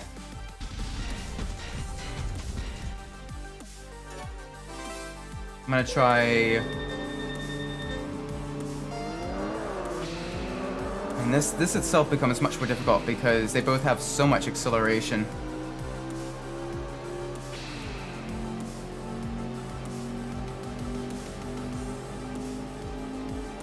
But they're just able to pull so far ahead.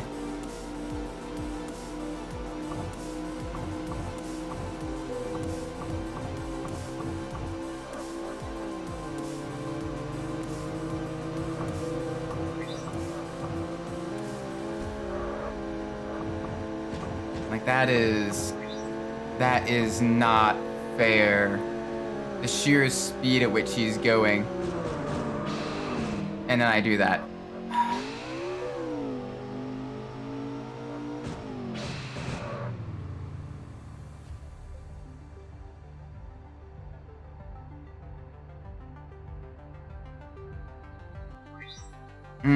Fun. Yep, I see.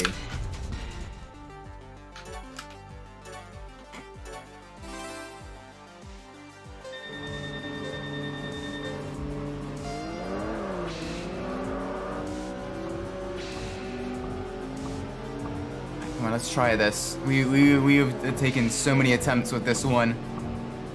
The Evo can't quite... The Evo has a lot of difficulty with beating the Z, it seems. Like, it's fairly easy to beat some of the other opponents. But that Z is a tricky one.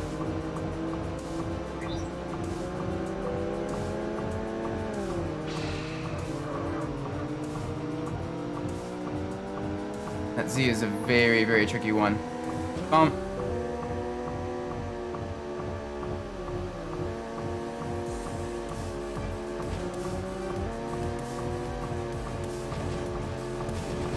Can you not push me into the wall? Please.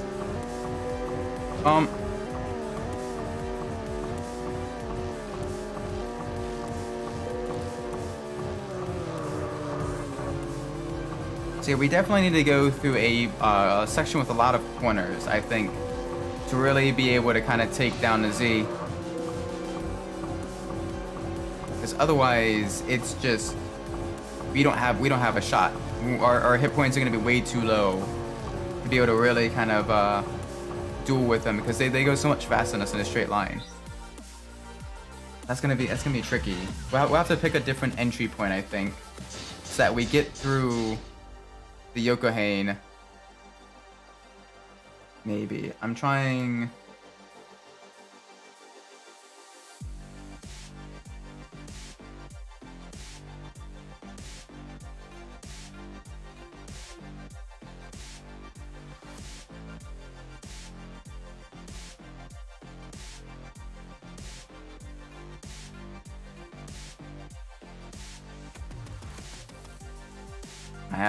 I have the cat now. The cat has joined the stream.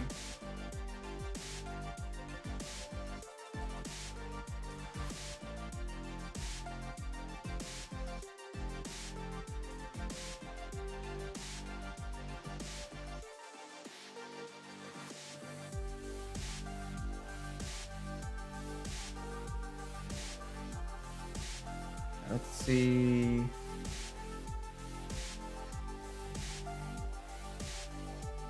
So it says I need to beat it actually with the Blackbird.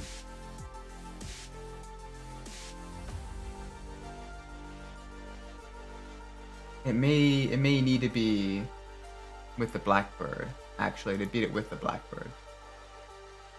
But I could be entirely wrong. I'm gonna try it with the Blackbird.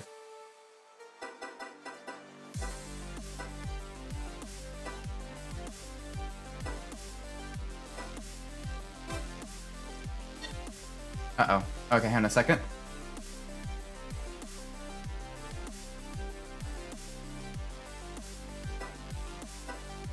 Oh gosh, the audio is delayed.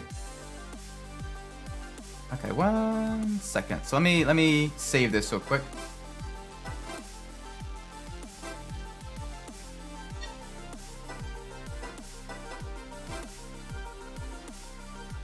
Gosh, okay. Let me close that now. System, boot ISO.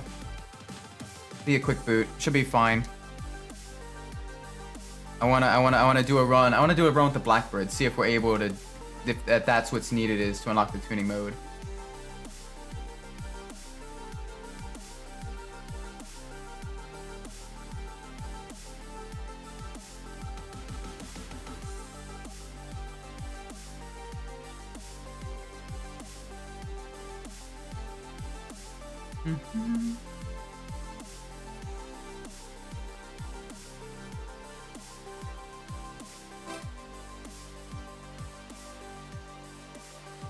Okay, so yeah, just have to beat the game with Blackbird, is what other people are saying online. So I'm gonna try to beat it with Blackbird.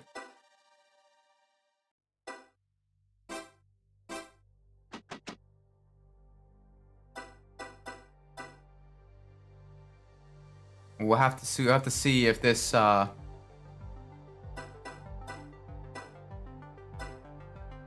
R32. There we go. Let's do this.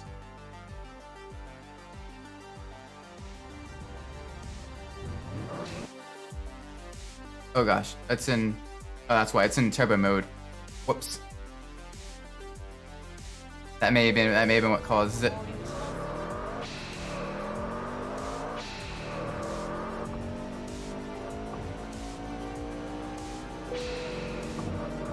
Alright, here we go. R32. Let's take this down. Let's see if beating it in the Blackbird allows us to unlock the tuning mode.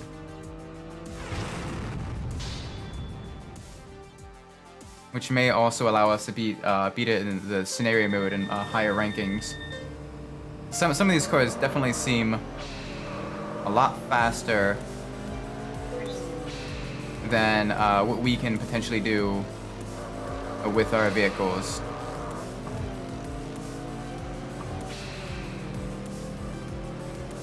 So maybe if we do well enough in... Oh gosh! You came out of nowhere. Maybe if we beat the scenario mode with the Blackbird with enough of a ranking and no losses, we may be able to unlock tuning mode that way. Maybe. I am entirely spitballing here, and I could be entirely wrong. I've been wrong before. I'm gonna try this with the Blackbird and see if that unlocks tuning mode.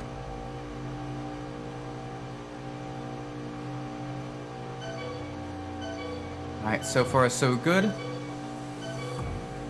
There isn't really a whole lot of English guides. I'm doing some loosely translated Japanese, and some of it's contradictory as well.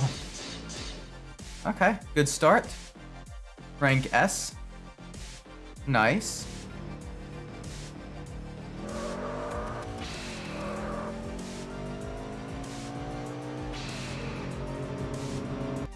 Oh gosh, it's the Z. The Z is gonna be difficult.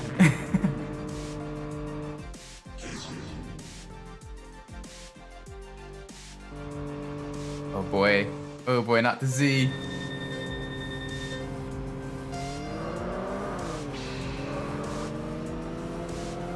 Alright, doing well enough so far.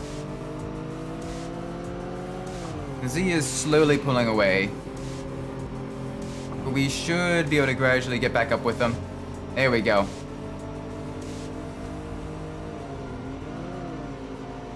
Alright, get caught up with traffic a bit there.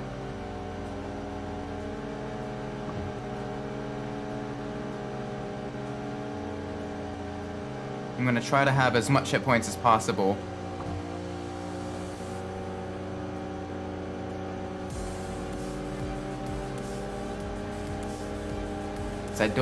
I don't want to lose any hit points by blocking him.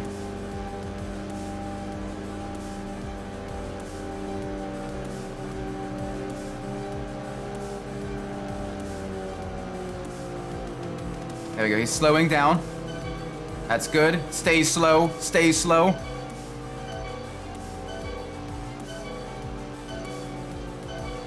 Cut to the inside as much as possible. Alright, let's see if that gave us at least a rank A. We had like as very, very high. Oh, you're kidding me, because he had a decent amount of hit points still. Alright, that's gonna be a little bit tricky.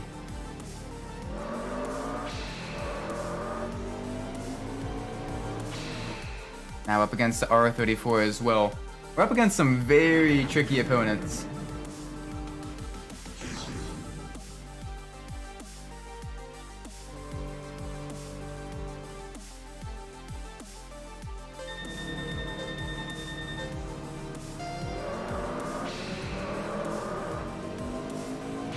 Come on. Easy.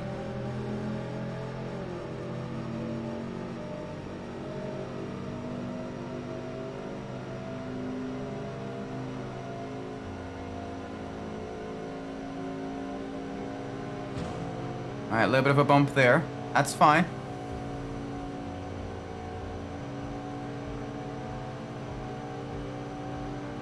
That mustache though, that mustache is absolutely gorgeous.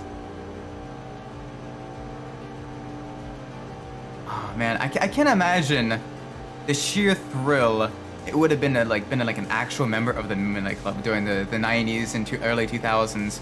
With the sheer speed of the cars going down the Wangan Highway, like how fast like that actually is. Because while I myself may have partaken in certain extracurricular activities that involved high rates of speed, both now and when I was younger, I never got nearly that fast. So, rank B, that's fine. Rank B is solid.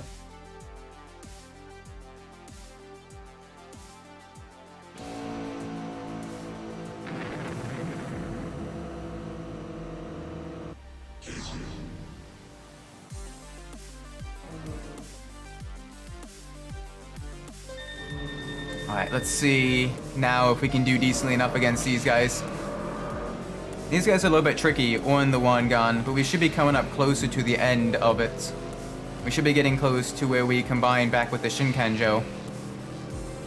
And then it'll be a decent amount of twisties from there on out. Bump. Bump. Another bump.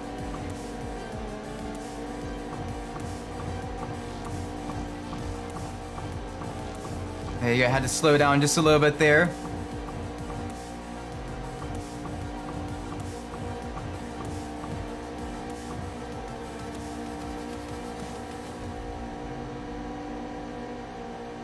Oh man, this you don't change lanes on me. That was very, very cheatsy.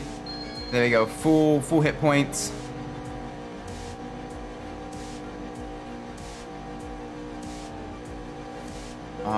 Okay, we got a slight right.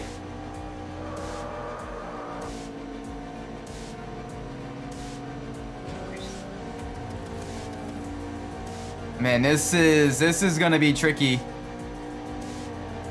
This red R33 is very fast. The purple one's mainly there to block you, but the red one is very, very quick.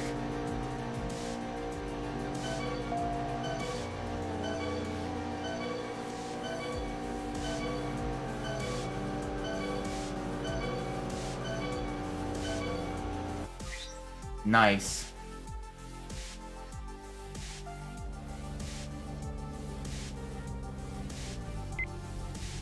Alright, now we get to see... We'll see Time Cup.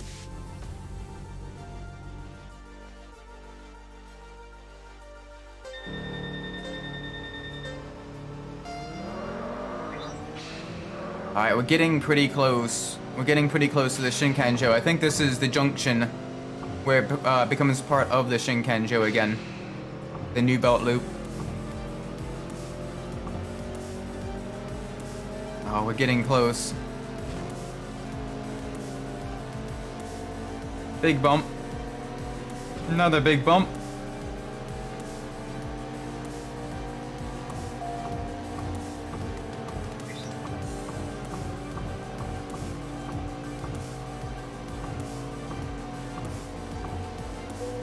nice and easy. All right, we want to slow down.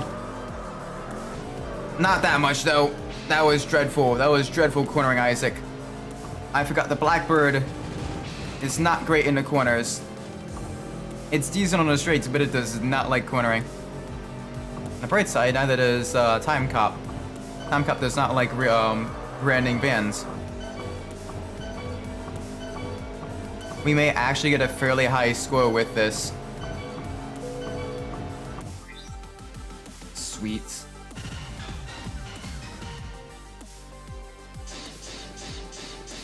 Rank B, I'll take that. If we can solidly get rank Bs all the way through, that'd be very, very nice. We got, what, four more rivals to go? That's the FDRX7.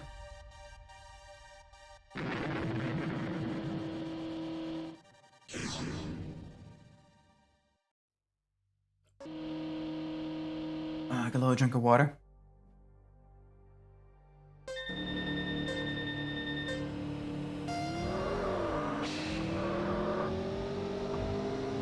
Alright, let's see.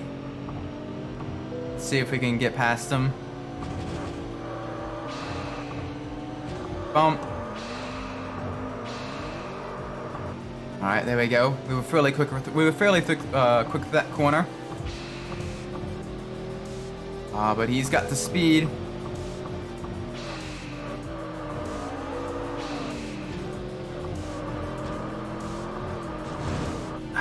That's not good. That's not good. Alright, thankfully going through a fairly twisty section here. So we should be able... There we go. Back up into the lead.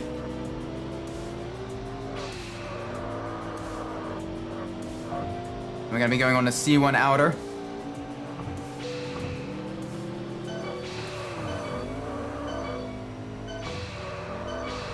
Oh, got some heavy traffic in this section. We can use that to our advantage. Nice. Okay, there we go. Good victory. That's probably a rank C. That was.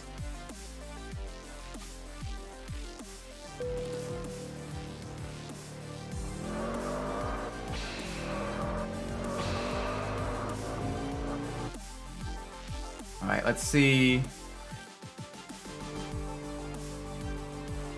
Let's see if we can't. Let's see if we can't do this.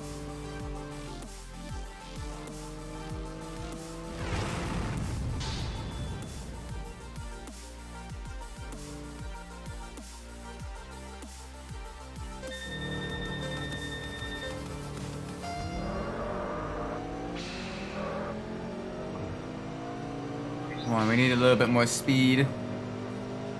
That skyline is rapidly quick.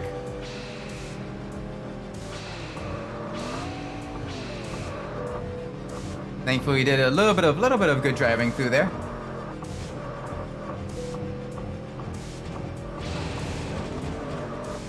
Not good, not good, not good, not good. Come on, speed, speed, speed. They kind of punted us into an SUV. The traffic's getting very heavy through this section,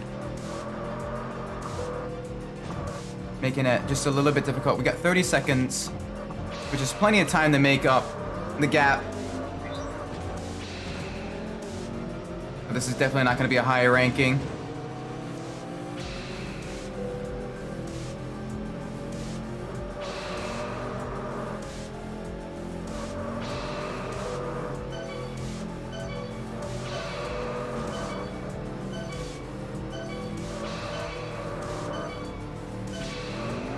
Oh, that was very close.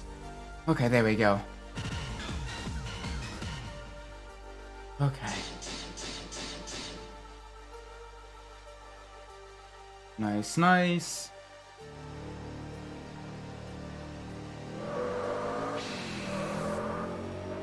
Alright, let's see what this is. That's the Evo. That's fine.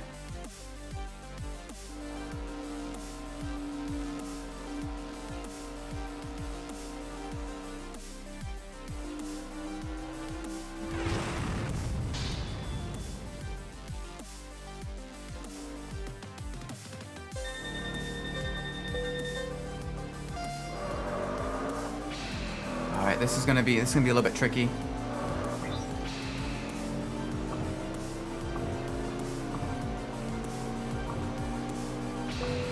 Because the Evo is fairly good on the tighter technical sections. Even if the AI itself isn't, as we get yeeted into the wall there.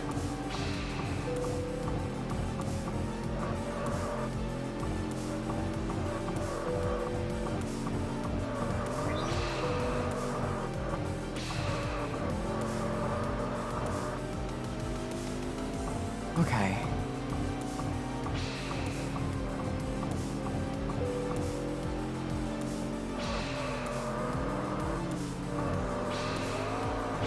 That was actually fairly quick through that corner.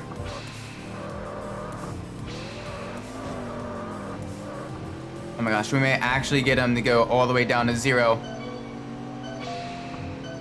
It's gonna be close.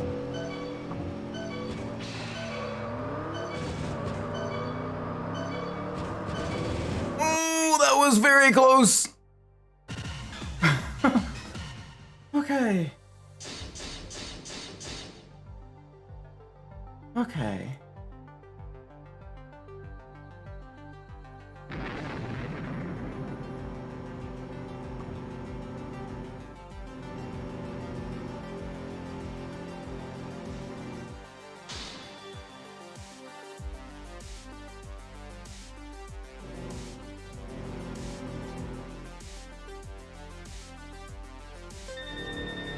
Oh boy.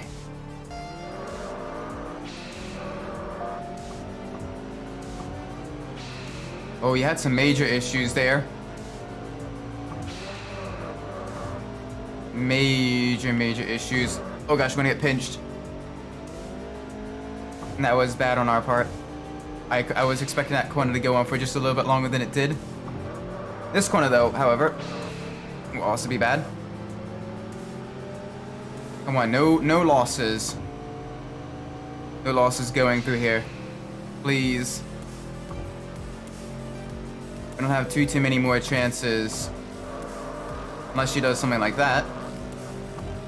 And immediately right up on us. Wow. The AI in this game are brutally cheatsy. We're gonna be going on to the Wangan.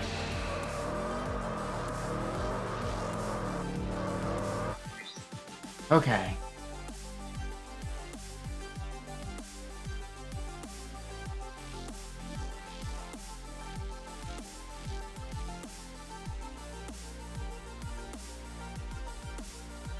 All right, let's see.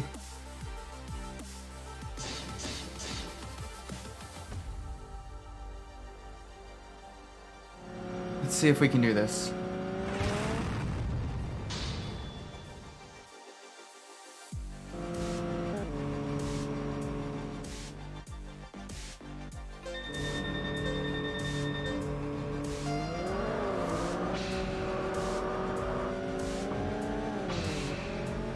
Let's see if we can't do half decently against the Z here. We are going basically right onto the Wangan, which is going to make it just a little bit difficult because there isn't a whole lot of turns. So it's going to come down to pure power, pure speed, which is going to make things just a little bit difficult. So this is going to be, we're going to have to kind of strap ourselves in for a longer race. Unless they bump draft themselves all the way through, which may happen. I'm not sure if the AI has collision physics with itself.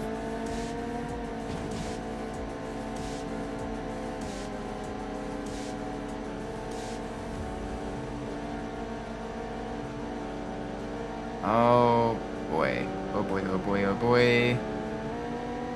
Come on, bump!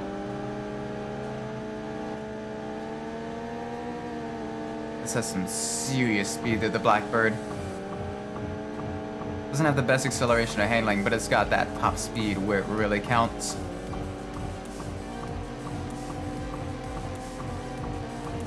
Right now it's just a little bit difficult to really kind of beat the Z because we're only in a straight line and the AI does rubber band quite a bit. Well, they do slow down just a little bit for the turns. It's not enough to really kind of gain enough of a distance. Oh gosh. Carry the speed, carry the speed. Defend.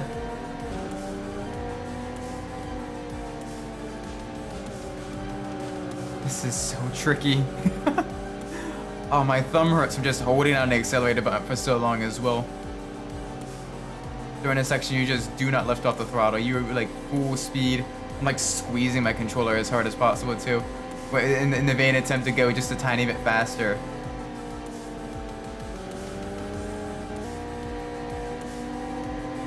This is gonna be very tough, very long fight, I think.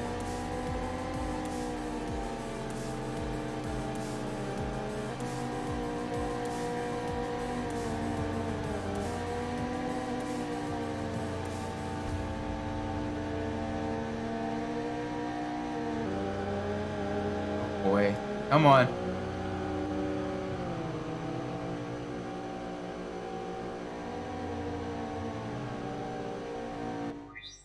Oh, yay. No losses as well this run, which is nice.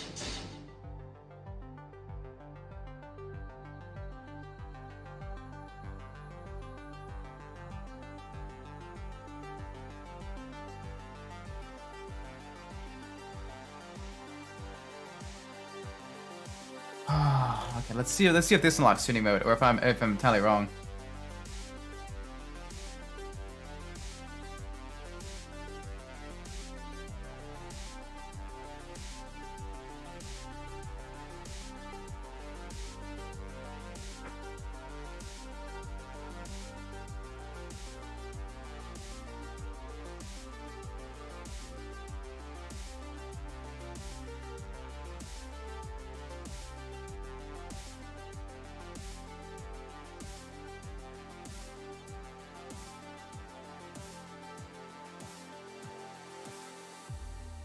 Let's see if that unlocks tuning mode.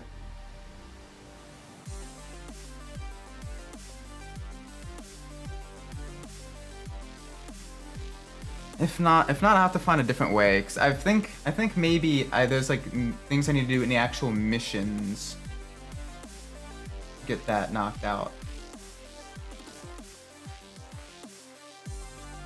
So after this, I might try one of the missions and get see, because I'm looking up this up. One person says you just have to do the missions themselves under a certain time limit. Can't hit traffic or railings.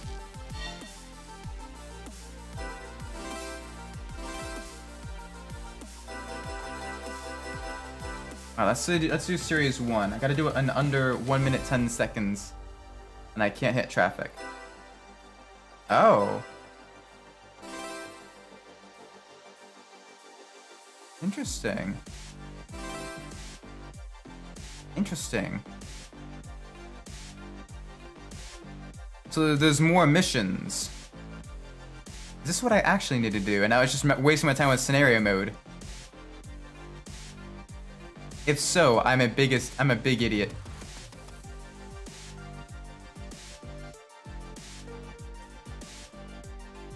All right, let's see.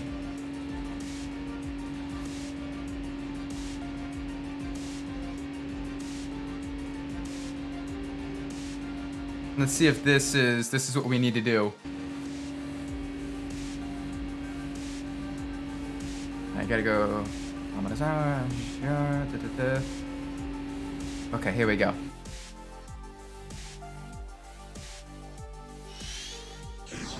Alright, we're up against the Z. Very, very nice. Let's see if we can't win this.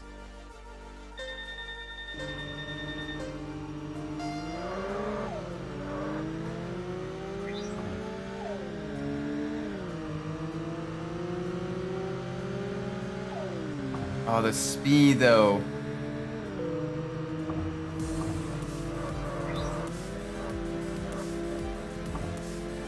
There we go. We at least have a decent amount of handling in the R32. Very, very nice. Actually, this is handling very, very, very smooth. And as I'm kind of getting used to the handling, like it's actually really enjoyable.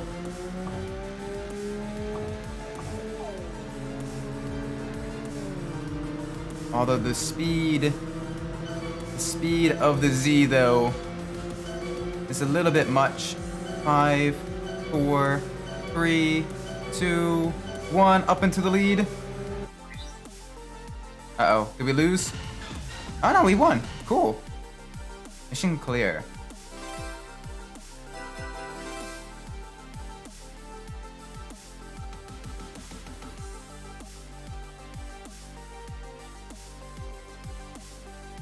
I still don't know what they're saying.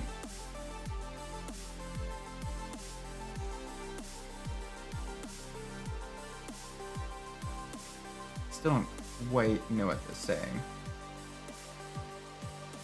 That's cool.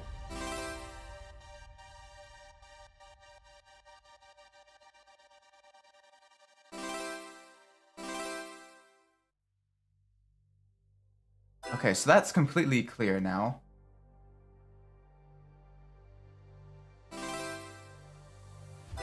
Oh. Oh. So we get to fully... Okay. Ah. Okay. I get it now. I get it now. Okay. Cool. So we may actually have more. You may actually have more than I thought there was to do. That being said, I'm probably gonna be ending the stream here because I kind of figured it out. And I'm gonna be ending the stream. But don't worry, this coming up Monday, I have a plan. We need to beat more of the mission modes to unlock everything. Whoopsie daisies, I was dumb. Still though, thank you all so much for watching. If you enjoyed the stream, be sure to leave a like, subscribe. Let me know what I'm doing well in the comments below. If you didn't like the stream, be sure to let me know what I'm doing poorly. I'm sure some of you that are watching the video are going to be yelling at me very, very much about how, you idiot, you were supposed to do more of the missions with all the different characters. That makes sense now.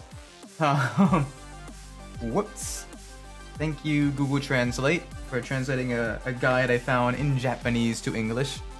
That was very, very helpful. So with that being said, next stream we'll be working on all the mission modes for that. I'm getting that all sorted. Hold on though, thank you so much for watching. I've been Isaac Umbras, and wherever you are in the world, whatever time of day it is for you, I do hope it is a great time. And I'll see you all in the next stream. Bye bye!